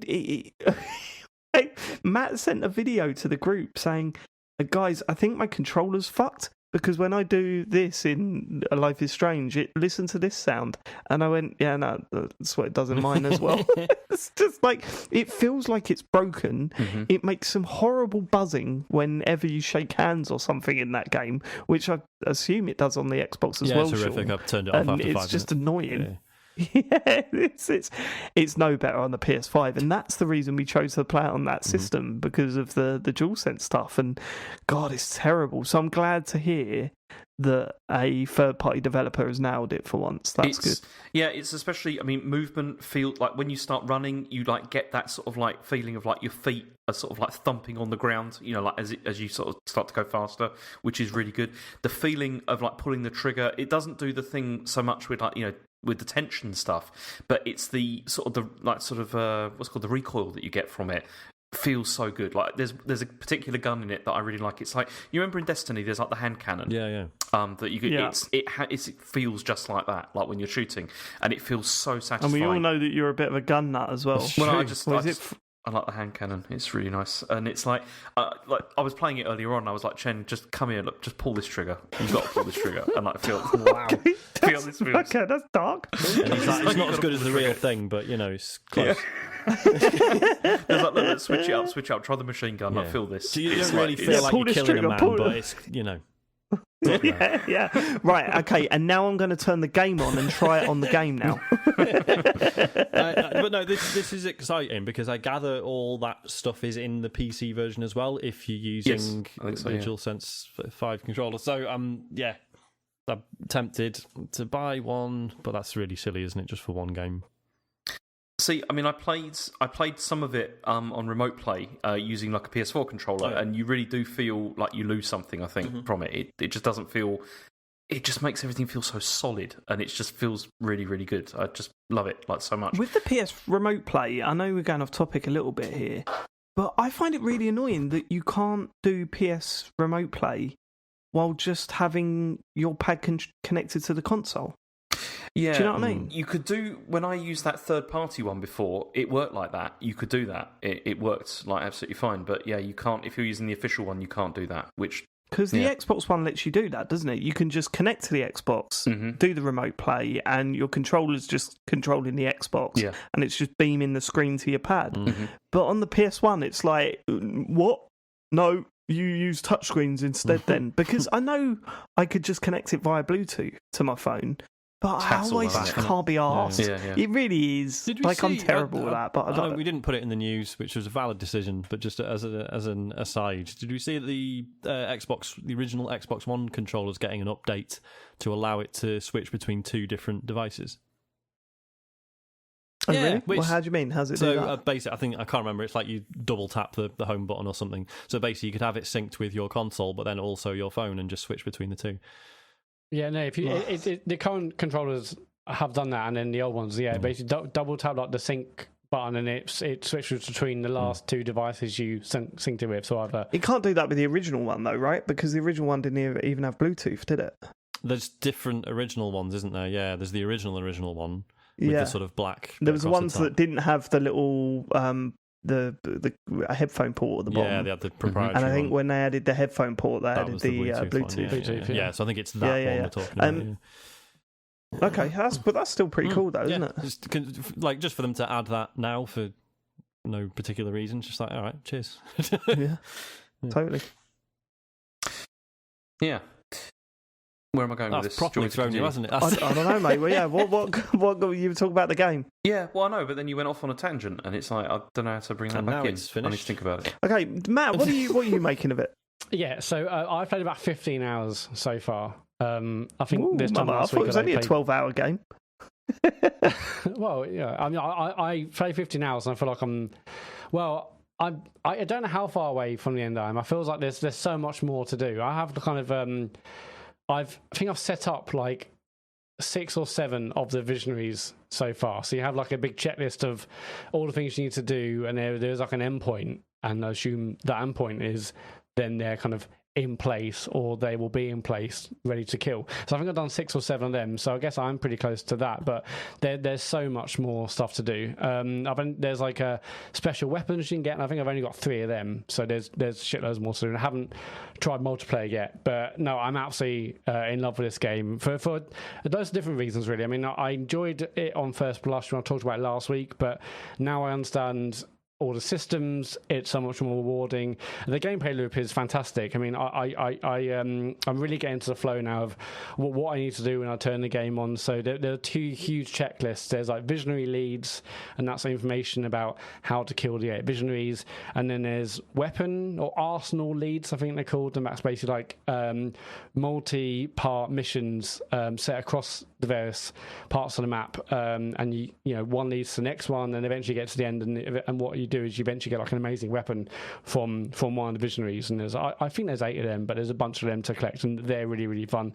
But yeah, my flow is, you know, go in, I look at the objectives I've got for the day in terms of what can I do in the morning, what can I do in the afternoon, noon, afternoon or evening, and then I just go through and check them off, and it's absolutely brilliant. I think the pacing of this is so good. It's really kind of is addictive because you can go in and do things in a certain area, and then once you feel like you've done everything you need to do, you move on to the next one. So it really does have like a one more go mentality, because I'm like, okay, well, I've done everything here, but I've got another clue for the next area, so I'll go to the tunnel, the door, to basically end that time, that you know, whether it's morning or noon or whatever, to end that time period and move on to the following one. And then you see all the things you've collected, all the trinkets you've collected, weapons if you've got them, slabs if you've...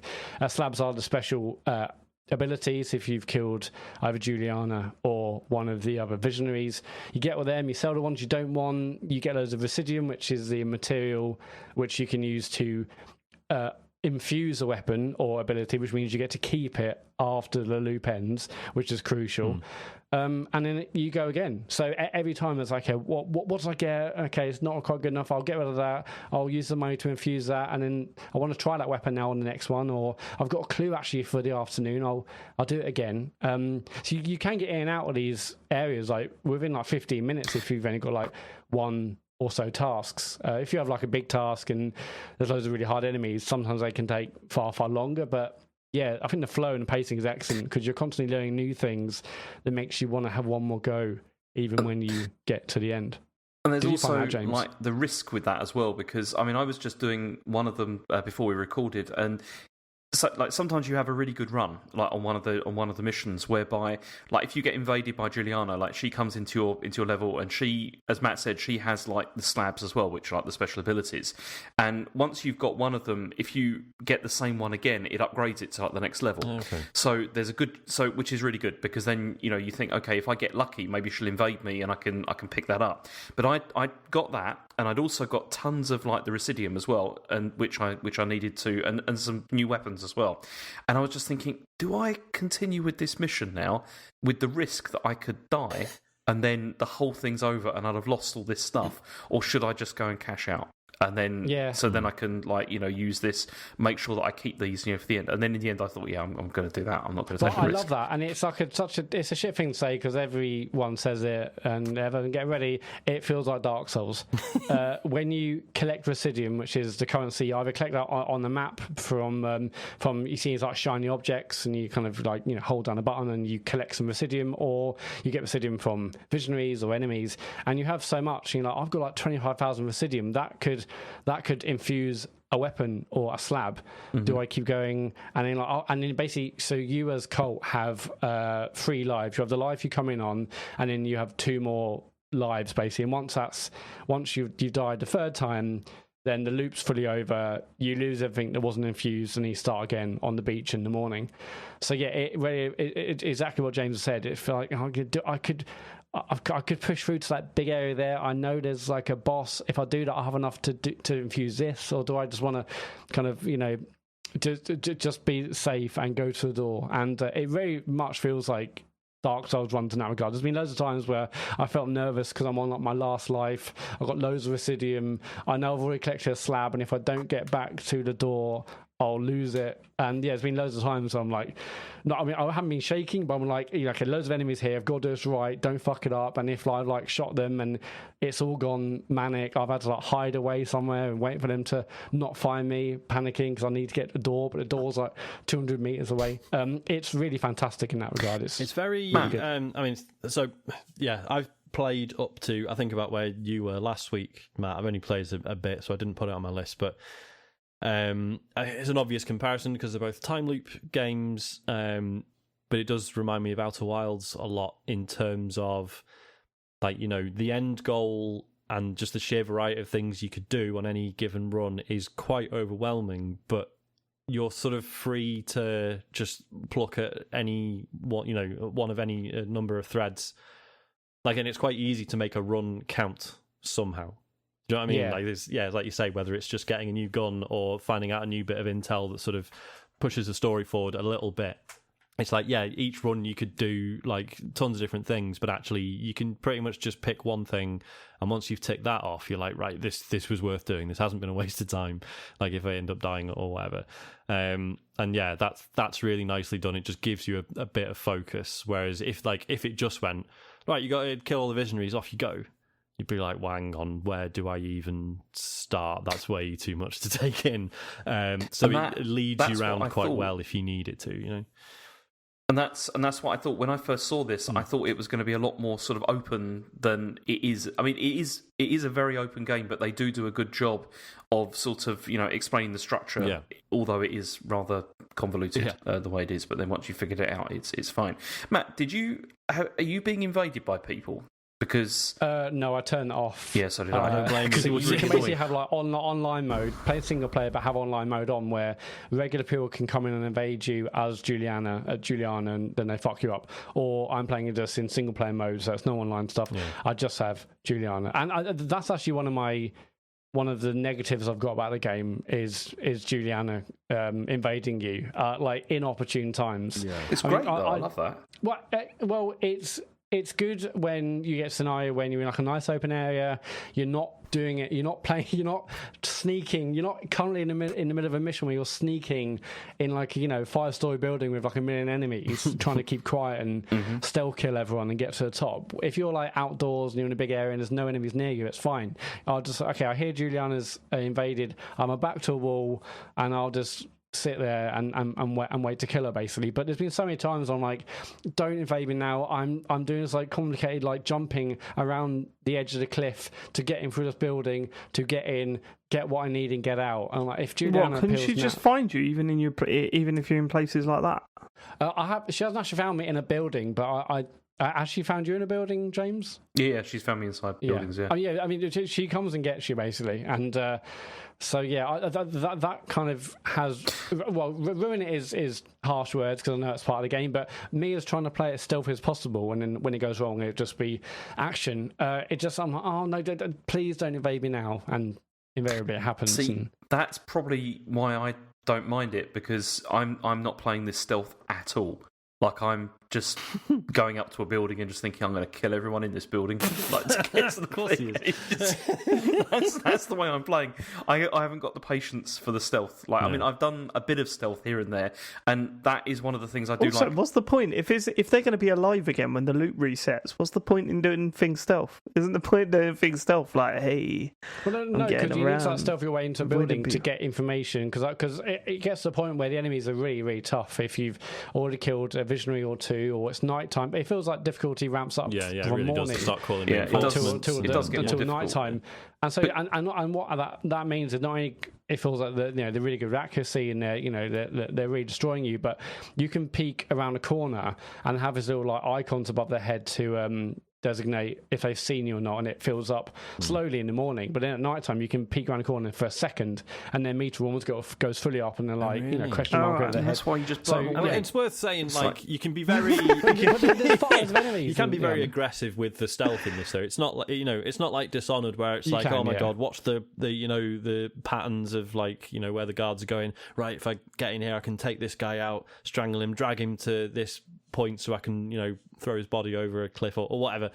so that no one finds him. This is very much like you can just like charge around stabbing people, and like Matt was saying, like it's quite depending on the time of day and stuff, it's quite forgiving. Even if you like, you know, if you come out of cover and sprint straight towards someone and get them, just stab them straight away, you can often get away with that, or at least, you know, the bits of the game I've done so far, I gather that's less.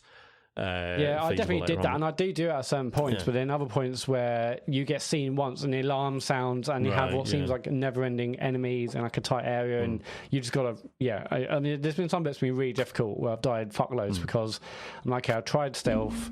Am I supposed to be watching their kind of routines, or how do I take one out of the pack and not alert everyone else? I think it's by design, they're sort of less sophisticated than the enemies in Dishonored, aren't they? I think they are sort of built so you can tear through them a bit. Without being quite as contemplative about it. I think there's definitely scope for, you know, like the turrets are amazing. They're such good fun. Oh, they're fantastic. Because you can just hack one, so it's your mate, and then you just pick him up and take him with you and go, there's some enemies in here. I'll just throw him in the door, set him off, give him a minute. Especially if you line up about 3 of them in front of some doors and then open the door. And it's... it's fantastic. I love that. Yeah. And then and speaking, going back to like the kind of Dark Souls 1 thing, when Juliana invades you know, she can either kill you or you kill her. But what happens then is you can't then escape out of your tunnels the usual way. You've got to find the antenna in the map and hack that to unlock the exit, basically. So there's been times where I'm like, okay, thank God I've killed Juliana. That's amazing. I've got absolutely loads of Obsidian, loads of people on my ass, but I killed them all. Oh no, wait, I can't run back now to the tunnel right next to me. I've got to go across the map with all this Obsidian, with all the weapons and stuff, and then hack that, which I know is like a busy area.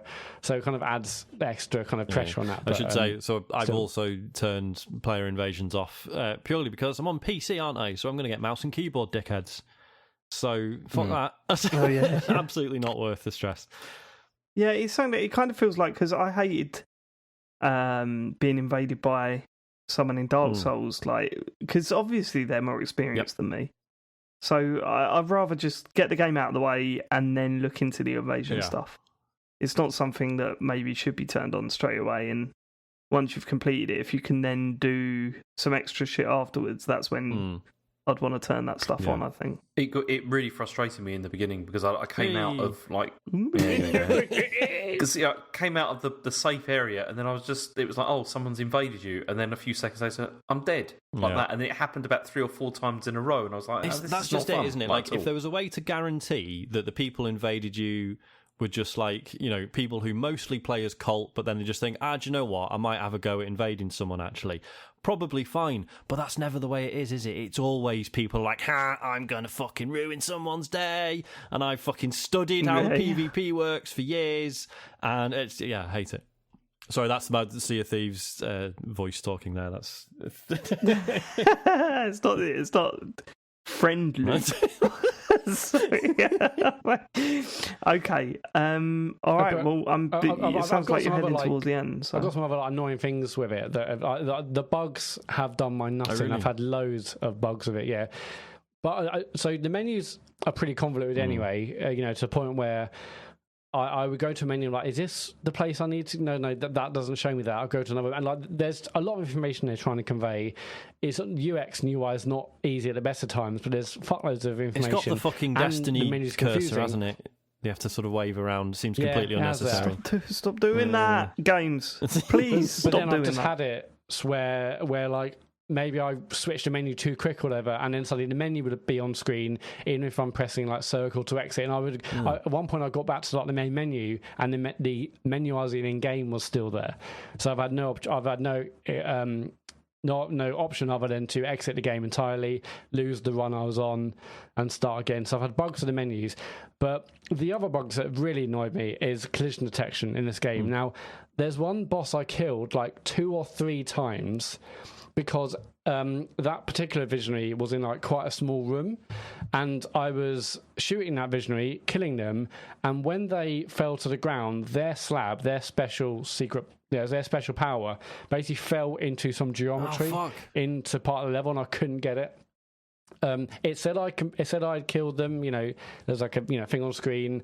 I got other things that visionary dropped, but I couldn't actually get the slab, and yeah, I again had to just quit out and restart because it's just annoying. And now I get to a point where, so when you kill an enemy, sometimes they drop trinkets, which are either personal trinkets to improve you as a player or trinkets for your weapons. And again, those are kind of fallen into the walls or into a weapon or into a body or no, not into a body, but into basically things in the environment. So I've had that loads to the point where now when I kill a visionary or whatever, I'm just worrying, okay, am I going to be able to collect this or not? Have you had any of that sort of stuff, James?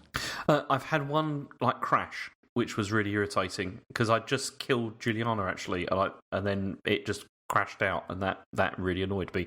And actually, I have to admit, when I was playing earlier on, I was saying about how there's this whole thing of should you cash out at the end, rather than take the risk. The other risk is this going to crash at some point? Well, then which is also a little bit of a worry. I mean, it's only happened to me once, but you do. It's then enough, start isn't to it? think, Yeah, maybe once is enough. Yeah. But no, yeah, I mean, with the power ups, probably I had that a lot in Psychonauts 2, and it wound me up. The amount of times there was a health thing right on the edge of a level, so you hit the thing, and then the health bits just fall off the edge of the level. Yeah. It's like, oh, for fuck's sake, why not just have it not do that? They just drop in place. Why have they got to bounce away and then just fall off the edge of that? It's so annoying. I mean, like physics and stuff in this game is kind of also a draw. I mean, collision detection and the bugs I've experienced, it's annoying as fuck. But there's so many times where you see like a cliff edge, and you're like, can I get to that window? Can I, if I do shift, which is like what people are calling the blink skill from Dishonored. Basically, you press a button and you kind of fly a bit further through the map. I'm like, can I make that? And then there's so many times where it kind of makes you feel like you're breaking the game or you're doing something that you shouldn't be doing because you managed to, I don't know, jockey between these two bits of building and do another jump. Yeah, Dishonored had a bit of that. So in one way, it's like it's good, but then because I've had the kind of the bugs, I'm like, is this going to fall apart? But that's also kind of the joy of, can I make this massive jump or not?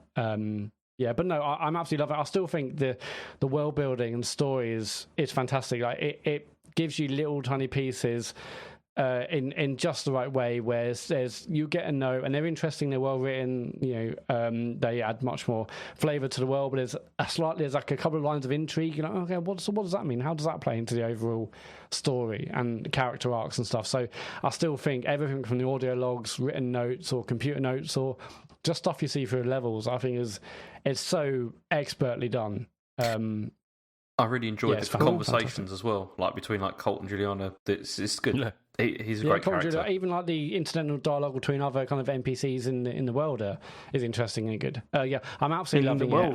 I'm hoping I'll get it finished by next podcast. But yeah, there's a lot of systems, a lot of things to kind of get your head around. But when you get in the flow and really know where to attack and how to, it's just a fucking good game. All right. I'm probably going to be picking that up next month. I'm looking forward to it. Right, should I briefly touch on FIFA? Because I know a lot of our audience don't care about it. But, and to be fair, I haven't got much to say. We're playing the trial at the moment, a few of us. And I'm only playing one game mode. The game's not out until the 1st of October, but I've bought it like an idiot because I hate that game. It's a terrible game, but at the same time, it's some of the most fun I've ever had in online gaming, and that's Pro Clubs. We're back on Pro Clubs with me and my mates. Pro Clubs is where you control one player, essentially, and you're playing a team of other people that are just controlling one player. And honestly, the sheer anger we sling about at each other, the memes that we post in our group chat, which is like, we've got a team group chat where we just absolutely hurl abuse at each other for like the night's performance the night before. It's good to be back, even though I really don't like that game. Do you know what gets me the most? And I don't know if you felt about this, Matt, but they made a big thing about it being on a new engine. And, this is the first one that they're building with, they did a next-gen version last year, but this is the first time they're doing a full release on on the next gen consoles, I really didn't notice much of a difference from the year before. They've tweaked a few things. They've cut out, you know how part of FIFA is trying to cut out all the exploits that people found from the year before. That seems to be what the main update's about.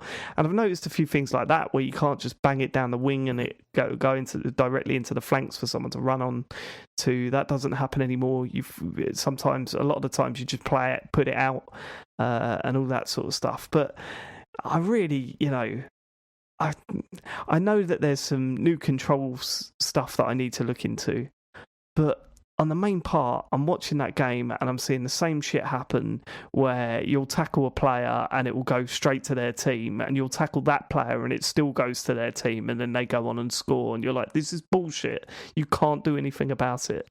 And Pro Clubs has had its own problems with leveling up players, becoming boring. It's more about finishing games rather than performances or anything like that. I mean, John made a great point last year where he said, why don't they just give you all the upgrade points from the start and you unlock celebrations and boots as you level up, like things like that, rather than trying to unlock skill points, because there's no fun leveling up your character.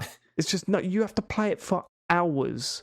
Like literally, Sean, we won't have a fully leveled up character.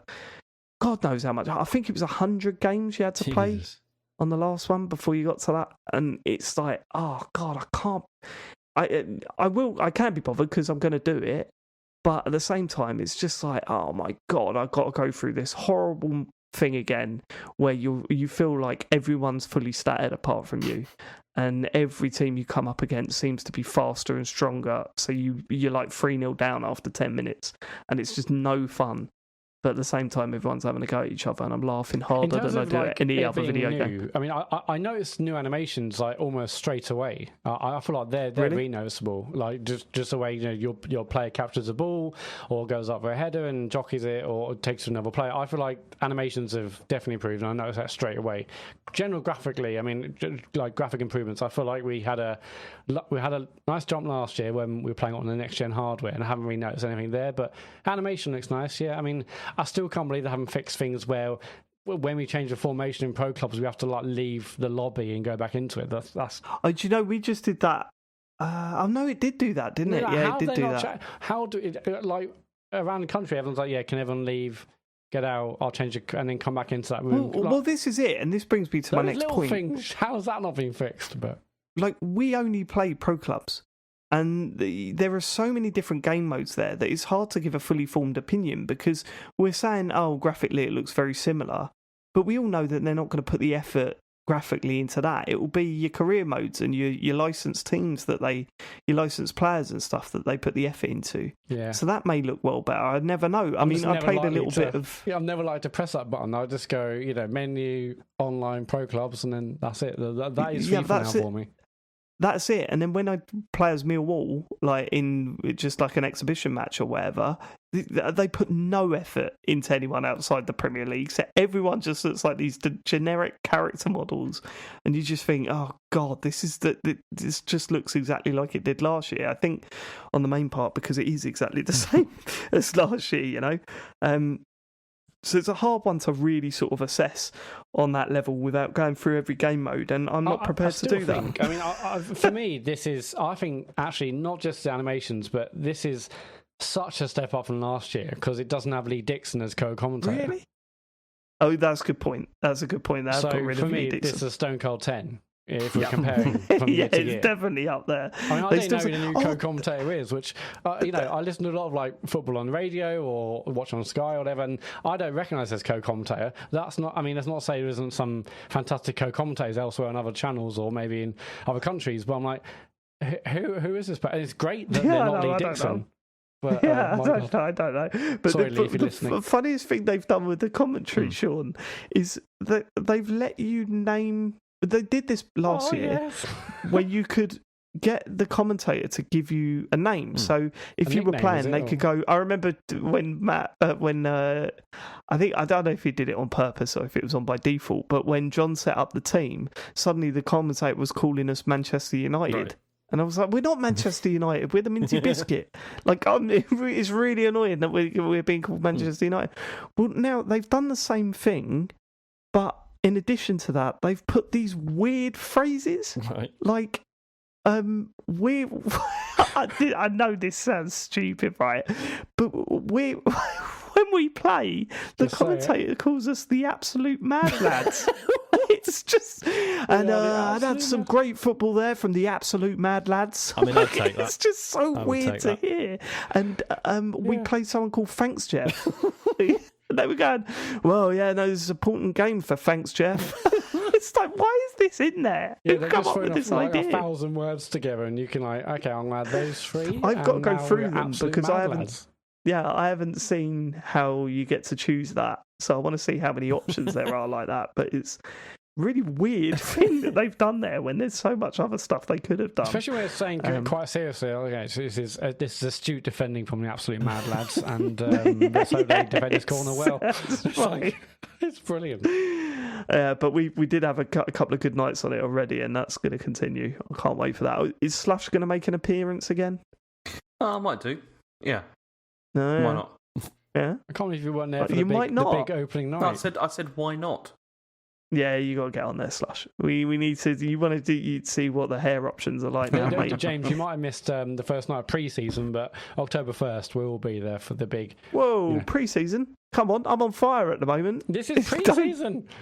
Actually, Okay. Dave, We can I all play turned up to this training on yet? the first day. James Can I didn't, play but- this yet? Or is it just not possible Of until the course you first? can. There's a That's what we're 10-hour playing trial. There That's is a what we're 10 doing. 10-hour trial for Game Yeah, Pass yeah, Ultimate. yeah. So what do? You just Yeah, if you've got download the Game Pass. game and then just play it? Download the game and it will say you got 10 hours. Okay, Mm-hmm. Yeah. cool. Because I've ordered the standard edition, so that doesn't activate until the 1st of October.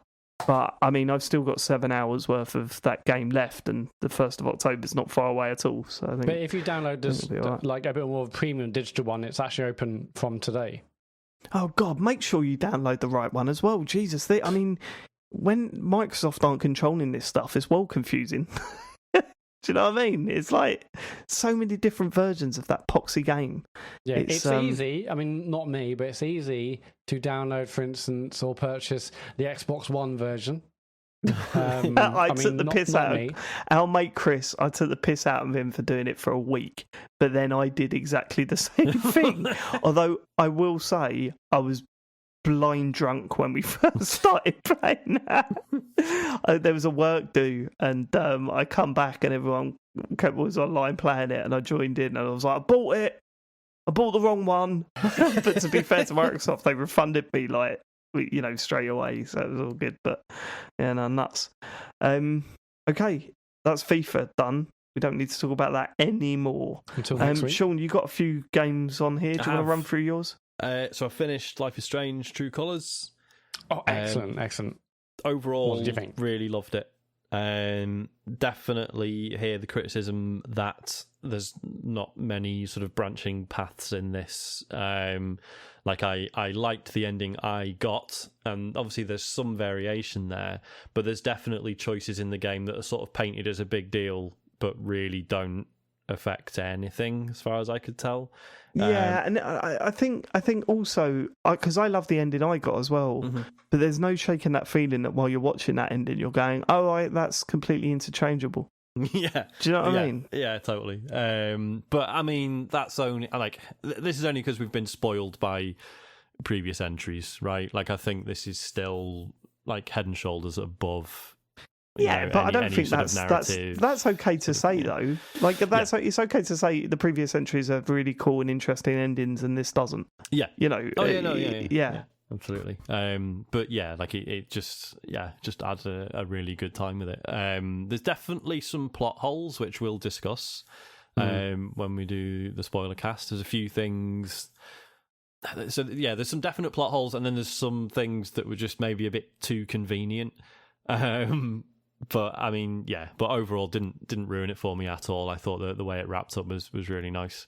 Okay. And just in general, it's just been a really nice bit of escapism. Yeah, really loved it. Cool. I have played and finished TOEM. This is the one. I think for a lot of people, it kind of came out of nowhere. I've been following it for a bit, but this is the sort of black and white, sort of cartoony photography game, where you play as this little guy who is just kind of going on a bit of a jolly to see, like all you're told is that you're going to see TOEM, or you're going to experience TOEM, right? And it's just sort of implied that it's this journey, like you're essentially just sort of backpacking your way across this map and going to different locations. But the whole thing is you've been given a camera, and you just kind of go around helping people out. Like that's how you move between areas. Is you always take the bus, and you just, all you need to do to pay for your next bus fare is like you just have a little stamp book, and people put stamp in it if you help them out, and then you get enough stamps and you can go to the next area. And you help them out by, sometimes it's like finding things and bringing them to them or whatever, but often it is like they need a picture of something, or that it might be the request is sort of given in quite an abstract way, and you've got to figure out how the camera sort of plays into that, which is a bad explanation, but I can't say more without spoiling it. It's just, the tone of it is just absolutely delightful. I absolutely loved it. It's like, like Matt, you were saying the other week when you were talking about like how, there's a lot of these sort of cozy / wholesome games doing the rounds now. It's become a bit of a trend, and I think that's really cool and positive, but personally they don't often work on me. Like if I'm feeling shit, I need like an action game to take my mind off it, right? Like playing something quite laid back just doesn't occupy my brain enough to sort of pull me out of that, So I need to sort of already be in the mood for something like this, but this just fucking worked. Like it was just really serene. Like the soundtrack's absolutely gorgeous. It's just a really nice game, going around helping people, but not in like a saccharine way. It was just really, just felt really positive and interesting, and like it's just really fun. Just going around taking pictures of weird things, because like sort of by the time you've got to the later areas, you've sort of learned the game's language, right? And before you even get quests from people, you're just taking pictures of interesting stuff, and then eventually you get someone who's like, I want pictures of all the graffiti in this town, and it's like, yeah, here you go, I've already been shooting those as I've gone, because it's just fun to do. Really, really loved it. It only took about 5 hours to finish, and the ending's really nice as well. You kind of see it coming, like what it does visually, but it was just still like a really nice experience. And I played through most of it with Isaac as well. Like he really loved it. And like, because it's, a game where there's absolutely zero peril whatsoever, I could just give him the controller and let him walk around and take pictures. And he had a really nice time. And it completely fucking shows up new Pokemon Snap, which I hated, by the way. I never really talked about it on the show. I was really disappointed with that. Just like the fact that this does like pretty much the same thing as new Pokemon Snap, where it's like, you go around taking pictures, like, sometimes funny and interesting things are happening and you need to try and capture them. And there's like, a series of requests you're trying to fulfill. But where Pokemon Snap has to be like, right, you are on rails and you're just going to go through this environment in a set, pre-planned way. And you have to sort of make sure you capture things at the right time. And if you don't, then you fucked it and you need to start again. Whereas TOEM is just like, yeah, just wander around, do it at your own, like do it, completely freeform. So yeah, I already didn't like new Pokemon Snap, and just playing this is like, yeah, God, yeah, like new Pokemon Snap was shite. Like this just does a similar thing, but so much better. So yeah, loved it. I played it on Switch. Good. It's on PC as well, but I mean, Switch is absolutely perfect for it. It's not a particularly graphically intensive game, so yeah, like runs beautifully and everything. It was just really nice way to play it. Cool. So when we finished that, because the final areas are all very snowy, and then Isaac was demanding like another game with snow in it, because he'd seen like very specific. Yeah, because there's like skis dotted around and stuff, and he was like, oh, like I want a skiing game, and I was like, how about a snowboarding one? Because I'd seen that SSX was on Game Pass now, obviously as part of the EA Play stuff. Wait, so which one? The 2012 one, so the reboot. Okay. And back in the day, I'd played the demo and really enjoyed it, and I remember the full thing coming out and people being a bit down on it, but I couldn't remember why. And I was because it didn't feel like SSX, did it? It was a snowboarding game, but it wasn't the fast-paced racing. Well, stuff, this is the thing, like, because I have no history with SSX whatsoever, so I wasn't. What? Yeah, I know. Wow, you've never played one? No, just it completely passed me by for some reason. Oh my, okay. So I'm not married to any sort of particular. Like, I'm not expecting anything. Started playing this and was like absolutely loving it. Like just having an amazing time. Like, it's just everything feels like it's built around like maintaining your momentum at all times, right? And you're just bombing it down hills, doing stupid tricks, and like the soundtrack's great, and I was just having an amazing time. I was like, oh my god, why didn't people like this? This is so good. Got to the second Avalanche, the second Deadly Descent, and uninstalled it. Never playing that again. Like, yeah. Honestly, I think that's where I gave up. Yeah, it's like actually offensive that they would do that to their own game. So if you've never played it, basically, yeah, you do like a couple of levels, and it'll be like some races and some trick events and stuff. And as I say, it's all built around like making sure you keep like flying down the mountain as fast as you can most of the time, right? It really sort of smooths out the controls. It sort of very subtly sort of takes control away from you in some ways, just to make sure you always land. It's not like Skate or something, right, where it's like if you don't land straight, you're going to be punished for it. Like, it's quite hard to fuck up. But then you get to the second Deadly Descent, and it's like, right, so you're snowboarding down this mountain, but there's like a big fucking ravine in the middle that you die if you fall in it. And the controls just aren't. I'm not going to say they're not good enough for it. They're just not the right style. So, because all the controls want to do is to make sure you keep flying down in more or less a straight line, right? So if you're landing from a jump and your board isn't facing straight forwards, it will correct that for you. But there are instances where you'll hit a jump and then you're like, oh, right, shit. So when I land this, if I'm pointing straight forwards, I'm going to go straight into the ravine. So I'm going to start turning to avoid that. So I'm turning as soon as I hit the ground. And the game's like, nah, we'll just keep spinning you around so you do a full 180 so you're still pointing straight forwards, mate. Don't worry about it. And it's like, no, you've just killed me. You did. Like, it's just absolutely infuriating. So what goes from being this sort of, don't worry, we'll smooth everything out for you and you can just bomb it down these hills and have a great time, suddenly becomes the worst possible control scheme because you've added this peril for absolutely no reason whatsoever. And I cannot believe they would do that to their own game that I was previously enjoying so much. It was just a fascinating misstep, I thought. I'll tell you this, Sean. I've just looked it up. Yeah. SSX free is $9.99 on the Microsoft Store. Yeah. Now, that seems pricey for a fucking original Xbox game, but I played that a couple of years ago and it still holds up. Okay. Get that. I'll tell you what, you want. So Tricky was the one I loved. That was such a good game. But Tricky's not available on it, though. That's the problem. SSX free is still very, very good. SSX was still very good at that time. And yeah, free's available to play on the Xbox Store. So, oh god, it's so good.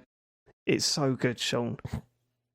I'll really check it out, because as I say, I know that this one was different, but for a while I was absolutely loving it, and then it was just oh, here's a level where you can die.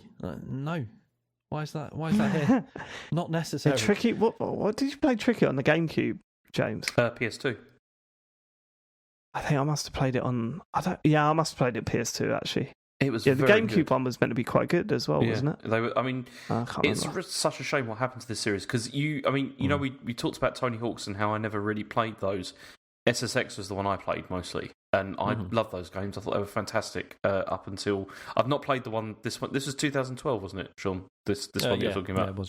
Yeah, it was. I've never played that one. But it was like, I think what I didn't like about the new SSX is that in Tricky and SSX 3, it was all fireworks and all shit going on around the track, and every lighting and all that sort of stuff, and wacky characters screaming stuff at each other, pushing each other off the boards, trying to build up your boost meter and all that sort of stuff. It was, it felt like Burnout, but for snowboarding. And then I played SSX, and it was like, oh, this is a little bit more grounded. And why is it making me? Because they put that. Why is it trailer making out. me snowboard towards the screen? Why is it making me do that? It was, See, I didn't even it get was that annoying. far. But because you remember they put that trailer out. I think it was at like E3, and it was going to be called SSX Deadly Descents. And that trailer was moody as fuck, and it was all dark and cloudy, and apparently even the developers were like, "We had no say in this. This is not the game we're making." But then, as it turns out, there is a bit of fucking attitude in the game. Like the woman you play as at first, like when it shows her in the plane before she drops, she's like doing fucking like karate in the plane for absolutely no reason and stuff, and you're just like, what is this? I also found it really weird in the intro. It's like, oh yeah, SSX stands for like the fact that we got the world's best surfer and the world's best snowboarder and the world's best motocross person. Well, why are you making them snowboards? Surely the world's best so snowboarder they can all do will win. snowboarding. Like, It's weird, I was watching it like, oh my god, has this got other sports in it? No, it's all doing snowboarding. That's like me going, come on guys, let's have a competition, a gaming competition. We're going to do it on Rocket League. that's it.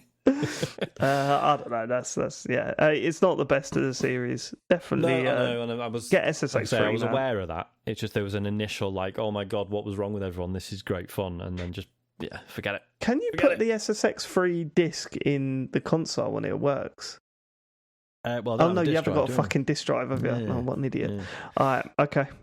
Another quick one. So Sable came out this week, which I've been really excited about for a long time, and I've put a few hours in, and I am going to wait because it needs a patch. It's fully crashed on me once, no. and there's just this really irritating like juddering when you're flying about on your hover bike. And I'm not talking like, frame rate drops. It's like, I'll have to just send you a clip of it. It's just really irritating and like actually gives me a headache looking at it. And it's just a shame because it's definitely really good. Like, despite this, as I say, I've put a few hours into it. It's a very slow start because it's the start of the game is just they put out a demo recently, and I played the demo and I was like, this is really tedious because it's the whole game is about like freely exploring this map on this hover bike, and the demo doesn't let you do that. The demo is just like, here's the tutorial where you like gather some parts for your hover bike, and then great, you built it, demo's over now. And then so not only was that really tedious, but then the beginning of the full game just being the exact same thing and having to repeat that, I was just like, fucking come on. But I knew I had to get through that or else I'd probably never go back to it, so I did. And as I say, I've done some bombing around the map, and it's really cool. It's got that Breath of the Wild factor of just thinking like, right, I haven't got any particular direction now. I will have a look around and see what looks weird or interesting on the horizon, and then go towards it and see what happens. Just like really nice sense of exploration and discovery and wonder. Like some of the stuff you see is just absolutely bizarre. But as I say, I mean, I'm a few hours in, and I'm just going to have to wait because, it needs a patch before I continue. I gather the PC version's fine. I could just play it on PC, but it's definitely one to have on the big telly. So yeah, I mean, I'll talk about it again in we'll get back a to few it weeks when it's working. Yeah, it's just a bit of a shame because it's, like I say, I've been really looking forward to it, and I think it could be like a, one of the year's sort of big indie hits, but I wonder how many people are going to be thrown off by technical issues on consoles. So it's a shame, but we'll see. Fair enough. And that's what we've been playing this week. Should we get to your emails? Yeah, questions. If you want to send us a question, go to tcgs.co/dear TCGS. The first one comes from Gloria Stitz. Okay. That's Gloria Stitz. Okay, we've had that before, I think. Is that an old one? Yeah, it's an old one. I think that might be an old one. I mean, I'm amazed. I mean, there's a couple more. I mean, there's definitely one more coming that we definitely haven't had before, and it's kind of amazing One more the coming. lengths people are going to. That one. Oh, God. I, honestly, it's been... Can we go back to kitchen appliances next week, please? Yeah, because the thing with kitchen appliances is people don't try and make us say racist things with that. We've spotted a few of those. Well done, everyone. Cut them out. It's really, hilarious. Thanks for that. So anyway, Glorious Tits says, what superpower would you like to see in the next Life is Strange game? Flight. Next question. It's not going to be that, is it? It's going to be something. If we're thinking realistically, what's going to be in the next Life is Strange game? It's probably going to be like visibility or something like that. Was one of the but it's not going to be that though, is it? It's going to be like I can make really good cups of tea. It's going to be something like that. Because we're going even more mild with the superpowers in the next one. Yeah, it's going super mild for the next one. What about like can run quite fast? Can parallel park without turning around to look behind them. They're just using the mirrors.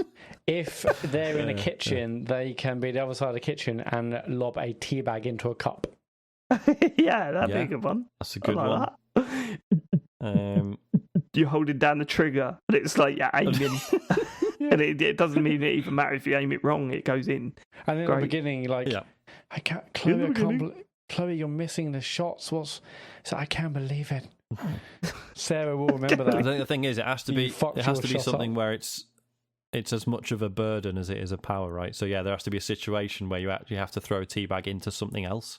And it's like, I can't. It's going to go in the cup every time.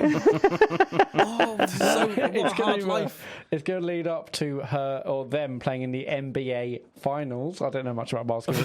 And it's like, just imagine it's a tea bag. Yeah, but why is she throwing the basketball into that person's mug over in the crowd constantly? Just trying to have a cup of Bovril by the side of the court, and he just keeps smashing. Everyone's covered in hot gravy now. Or a toasted cheese sandwich. And the last decision is dunk or throw. So, oh my god, shall I dunk? Shall I shoot the rock and then dunk it? I don't know. Shall I smash it? I think we've played this one out. Okay, flag. The next question comes from Phil Opium Tube. Oh, for Christ's sake! All right, okay. Hi, Phil. He says a lot of people have been disappointed that Charles Martinet is not playing Mario in the new film, but I don't think that I could put up with his heavily accented falsetto for 90 minutes. I mean, I feel sorry for him. I feel sorry for him because what a shitty thing to go through. But see, that voice is great as a let's go. Fine, it's great for quips. Imagine that for an hour and a half, though. Imagine that voice thing. And there's some people saying, "Oh, you should just be silent throughout the whole thing." No, he shouldn't. Don't be daft. Yeah. Mr. No, but hold on. Wait. Continues. Wait. What were you going to say there, James? Well, it gets annoying even in the game. Like when you get the oh no, like when you die. What's your favourite sound clip from Mario from the games? I don't know. I'd have to think about that. Mine's easy. It's thank you so much for playing my game. It gets me every time. I love it. I do like the screaming. I think mine is the. I do like the screaming in Mario 64. No, you know when he gets burned and he's like oh. Fucking hell! It's like a siphon filter. It's like a siphon filter. The electric shock. Burning in Mario. When he gets I burned. just love people being on fire. Yeah, God, sorry, Sean. I was going to say mine has to be the borderline offensive. When in Mario 64, if you leave him and he kind of falls asleep, and in his sleep he's just going like, "Oh, spaghetti, spaghetti, oh, mamma mia." Yeah. I'll tell you what, the sound sample on Mario 64 is really weird as well. When he, at the beginning, it sort of goes, "Mamma mia." Like that, and it sort of drops down. It does, you're absolutely right. And then bye-bye, the Bowser. He says the Bowser. Next. But yeah, question is, what should Mario and Luigi sound like in the new film? I'd like to hear what a team TCGS group audition would sound like. Thanks for keeping it real. It should sound like Delboy and Rodney. That's what I reckon. Yeah, we did. Delboy and Rodney. Luigi, you plonker. Oh, come on, Mario. Grunk shit himself again. I think it should be the thick New York accents, but with swearing. No, they're not going to do that, are they? Don't be so silly. I know they're not going to. It'd be funny if they did. We're in Imagination Land, Dave. It's fine. Well, if that sounded like Pingu. What if it was just that? Well, no, what if it was just like the minions? They gave him the minions voice. Fuck it, why not? Just talking gibberish. Yeah. It's gonna be just there's the slightest hint of New York Italian, but it mostly be like a New York accent. What if it was just the Rock's voice? That Like would be way amazing. too deep for Mario. If you've done Way some too, you know. What the princess is cooking. Yeah. All right, we've done that.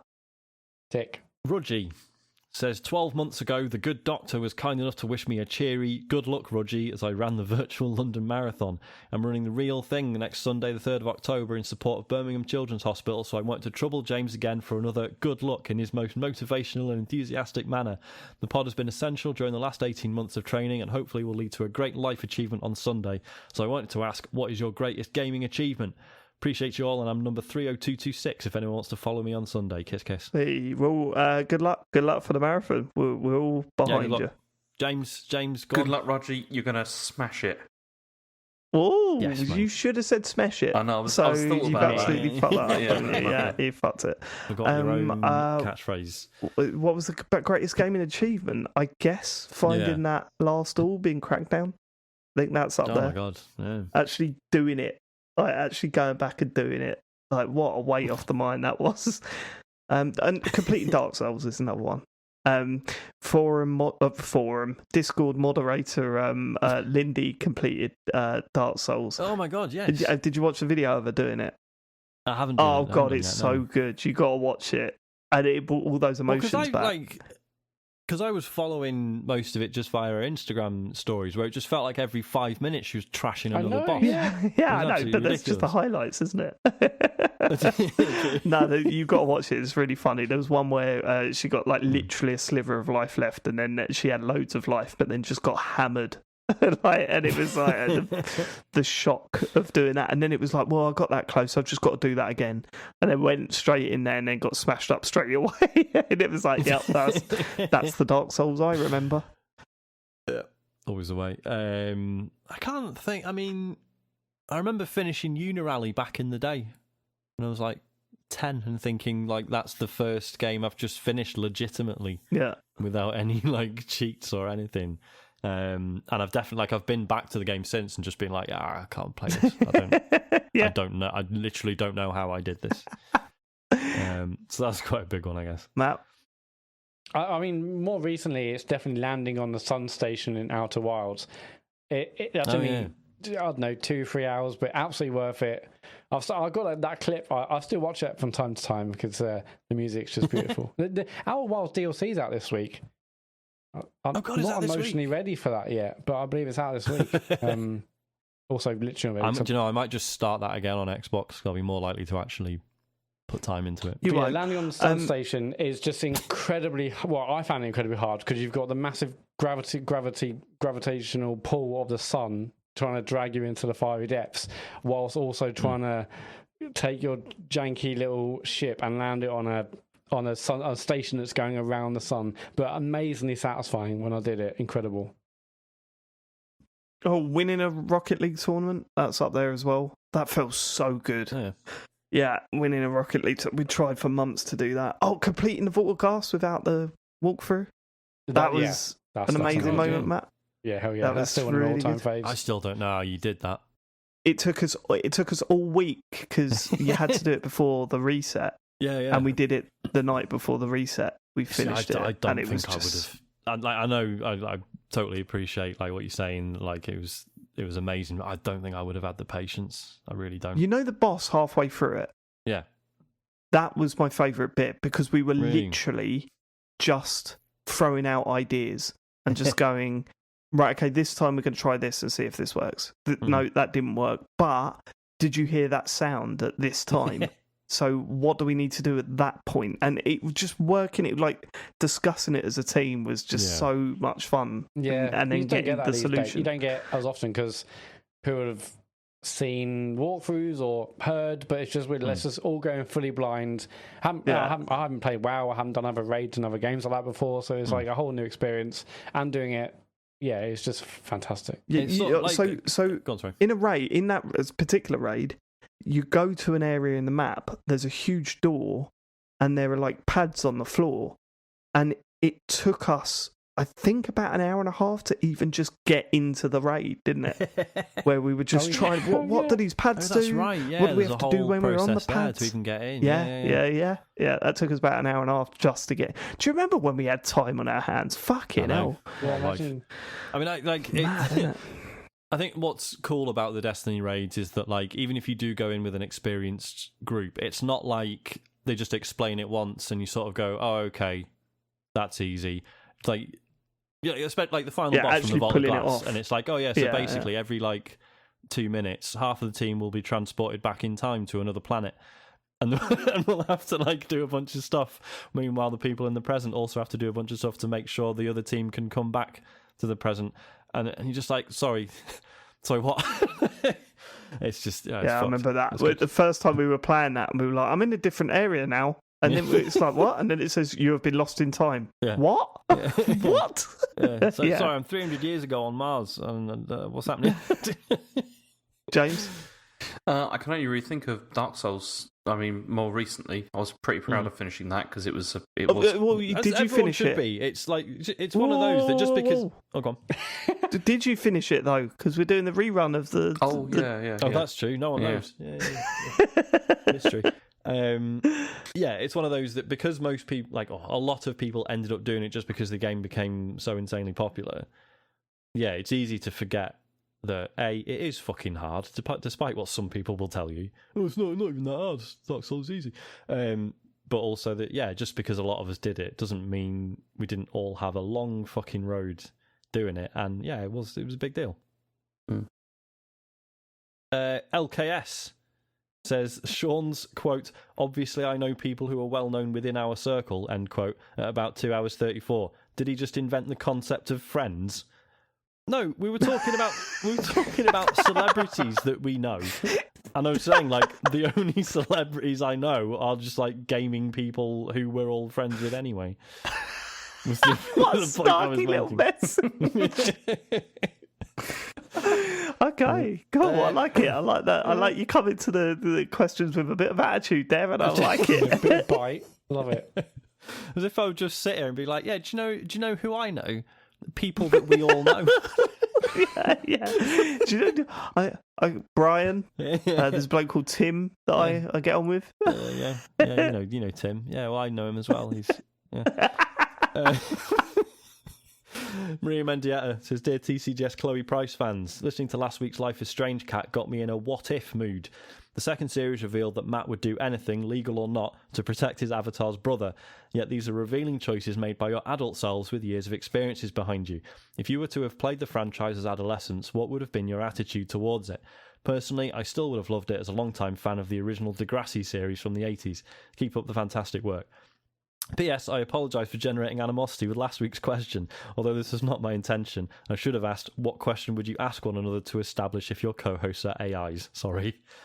That's all right, it was funny. No, right. No, it's okay. I think I still would have loved it. Like, even if I was younger, I still would have loved Life is Strange. It was. I think, and I think like Life is Strange 1 and 2 especially, I would have identified with them more as a younger player as well. Rather than, like we talked about, having that sort of slight detachment from it because, the characters are way younger than we are. I think that would actually help in a lot of ways. Would it change the decisions we make? Possibly. Probably. I don't think so. I was a very different person when I was a kid. Yeah. Do you know what I mean? I think my decisions would have been a little bit different. But I still would have loved it, I think, because I was into point and clicks when I was a youngster. Yeah, exactly. Yeah. So, it's a lot more interactive than those games ever were. I love Grange Hill. I think I would have as been well. Yeah, back in the day. Grange Hill. Yeah. Like a groove. Yeah, do you remember that? I still would have loved it, but I probably wouldn't have done anything in my power to protect my younger brother. I think that's probably like a dad. I think that's probably like since becoming dad a parent. Instinct. Yeah, but maybe Saved by the Bell. Yeah, that's another one. California Dreams. Yeah, that's Hang Time. Yeah. Yeah. Sorry, go on. Fresh Prince. It wasn't about school, Matt. You can't drop Fresh Prince in. It wasn't about completely against the theme. Have you not heard the theme song? Famously outside of school. Yeah, but that doesn't count. It That was just set the in a inciting mansion. event for the rest of the series. It wasn't. Exactly. Yeah. I don't think he was attending the school. Go on. Last one, Ben Syme. Hello, Ben. Not certain Finally, question Ben's for a while. emailed in. Does Ben usually email in? He doesn't. He hasn't emailed. He did this on Twitter, which is pushing the boundaries a bit, but that's not we'll on. allow it. This is not certain a question for a while, so here's an evergreen one. All right. The show has 4 main hosts, and there's lots of famous foursomes. So which member is who in the Teenage Mutant Ninja Turtles, the Beatles, and the Fantastic Four? We've done the Beatles before, haven't we? We have. Teenage Mutant Ninja Turtles is pretty easy, I think. Go on. So I'm Michelangelo, James is Donatello, Dave's Leonardo, and Matt's Raphael. Easy. I agree with most of that, but why are you Michelangelo? Because I'm the party dude, Dave, obviously. No. That was where I Because questioned I'm it. funny and I like pizza. Let's just go with that. That's Yeah, but they all like pizza, don't they? Yeah. yeah, but he's the main. And we pizza all guy, like isn't he? pizza. Yeah, and we're all party dudes. Especially exactly, the so it pizza fits. guy. What are the defining characteristics? So Leonardo's the leader, isn't he? He is. Raphael. Yeah. So that's right. Raphael is sort Go of on. arguably at times more useful, but he's not quite ready. He's not leadership material. Well, I Okay. don't know what you're saying there, Sean. Well, it's swings and roundabouts, Matt. Do you want to think about your words again? Or... I thought Raphael was the moody one. That also What, works. are you putting yourself forward? For No, that no. one? I thought. Don't know what you mean by that, Sean, but yeah, it's yeah.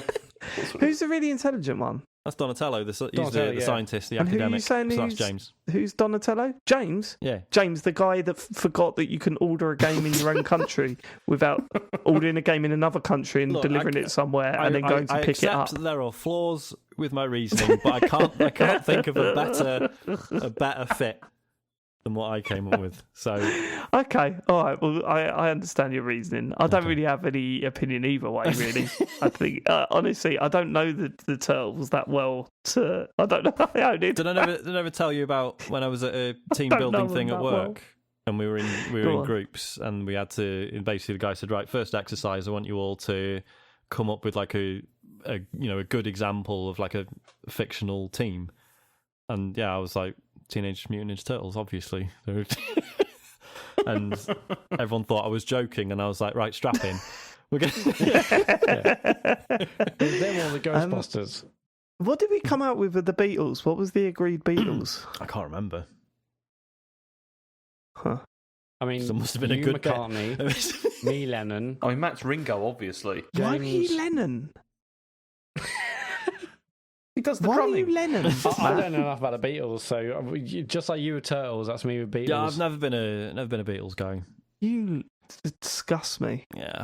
I understand Sean not liking the Beatles because popular. It's not I don't like them, I just never really listened to them. Never really listened to an album. What? Oh, mate. Listen to some Beatles, will ya? I mean, I mean, heard some of their admittedly, I came singles. to them later in life. You know, it wasn't something that I grew up listening to and fell in love with. But but eventually, I was like, oh yeah, no, they are one of the best bands ever. Like, my word. What But album what should do I you start start with? him? That's the thing. What listen do you to start him with? Revolver. Listen to Revolver. Revolver's probably the Yeah. one, isn't Or it? Rubber Are they on Soul. Spotify? Rubber Soul's good as well. And fucking hell, Sergeant Pepper. But Sergeant Pepper is later. Like, you listen to that later, I think. Just as now listen to this. Like, that's one of those. Okay, maybe. Well, I mean, yeah, growing up in my house, we're more into like Motown and that kind of stuff in our house. So Beatles weren't really part Yeah, I mean, of you can be into more than one thing, can't you? Especially with music. I mean, you can Go- these go- days, yeah. It wasn't something I was brought up Imagine with, in is what I Matt's was house. saying. It's Motown or nothing. Get out, get that. You're in What Bognor is Regis. this? It's fucking Motown, or you fucking get out. Yeah, Or we Motown, chuck Tina you in the Turner, sea. all that kind of stuff. Or you're going off the pier. Robert Palmer, all the classics, but Beatles was not the one. But maybe I'll listen to Mate, them. I listen to Revolver. Okay, That's I'll do it. probably the starting point, I think. And then listen to Rubber Yeah, Soul, yeah, yeah. because that's brilliant. Yeah, Rubber Soul's good. Yeah, well, I mean, every one of their albums is pretty good. But you got to get on that. Okay, And the Fantastic Four, I Fantastic genuinely Four. don't know who the Fantastic Four are. I think one of them is like a giant rock, isn't he? That's the that's the thing. Yeah. Oh, Ever-loving blue-eyed thing. I thought the Fantastic Four were those little books that people had as kids. That's Enid Blyton. Well, that's what?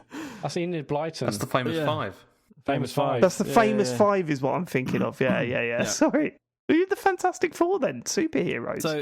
So there's Ben Grimm, who's the Thing. He's the big guy who's made out of rocks, and is really good at fighting, but also probably sort of wishes he could just be normal again. That sounds like me. Reed Richards, aka Mr. Fantastic, who's all stretchy. He can stretch out all his that's limbs. me. Just for the name, that's me. Yeah. And the arrogance. Did he name himself? Do you know? I'm not sure. Not sure. Oh, come on. If he named himself, that's me. Mr. Fantastic. Yes, please. There's Susan Storm. I can't remember if she had... Does she actually have a superhero name, or she's just Susan Storm? I can't remember. I think she's just Sue Storm, yeah. What can she do? She has like the force field, doesn't she, I think? Yeah. It's not really, Protects the group. That's Sean. Thank you. And then there's the Human Torch, sure who can turn himself into fire and fly around. Yeah, that's James. That's James Okay, all right. We're done. I think we are, aren't we? Matt, socials.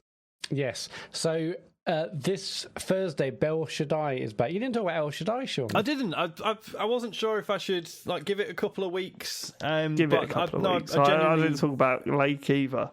I think I've got to have words with Matt. But yeah, I'm interested to hear those words, David. But no, I'm obviously last week I was a bit like, I'm streaming this game, I don't really know how it's going to go. It was fucking great, really enjoyed streaming it. The game is still weird as hell, still really enjoyable. So yeah, join us for a very interesting journey through an incredibly weird old game. That is Bel Shaddai, Thursdays from 9 p.m. on twitch.tv/TCGS. Friday, James is still loving Dark Souls 2. That's Friday night from 9 p.m. on Twitch.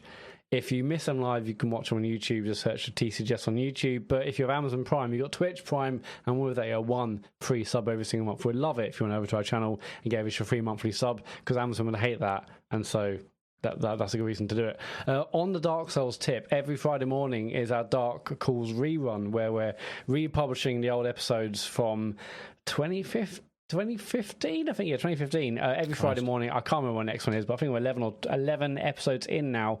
That's every Friday morning. It's not on this feed, it's on a separate Dark Calls feed, so go search it in your podcast player of choice. We're on Patreon. Patreon.com/TCGS. By this point, we were doing our talks over last night, so this is it's way too late. But I think this week there will be we will publish our monthly Patreon bonus show where we were arguing about what we're doing about Game of the Year stuff. And TCGS.co is the website for links to our social channels and our beautiful Discord and our store. And our overly luxurious hoodies, apparently. Oh yeah. Yeah. Listen, mates, we hope you're doing all right. We hope you have a lovely week, and we will see you next week for more chat about video games and other bits and pieces. Thank you so much for living it. I was really disarmed then, because I thought you were calling us mates, and I was like, oh, no, he's talking to the listeners. That makes sense. Yeah. Goodbye. Bye. Goodbye.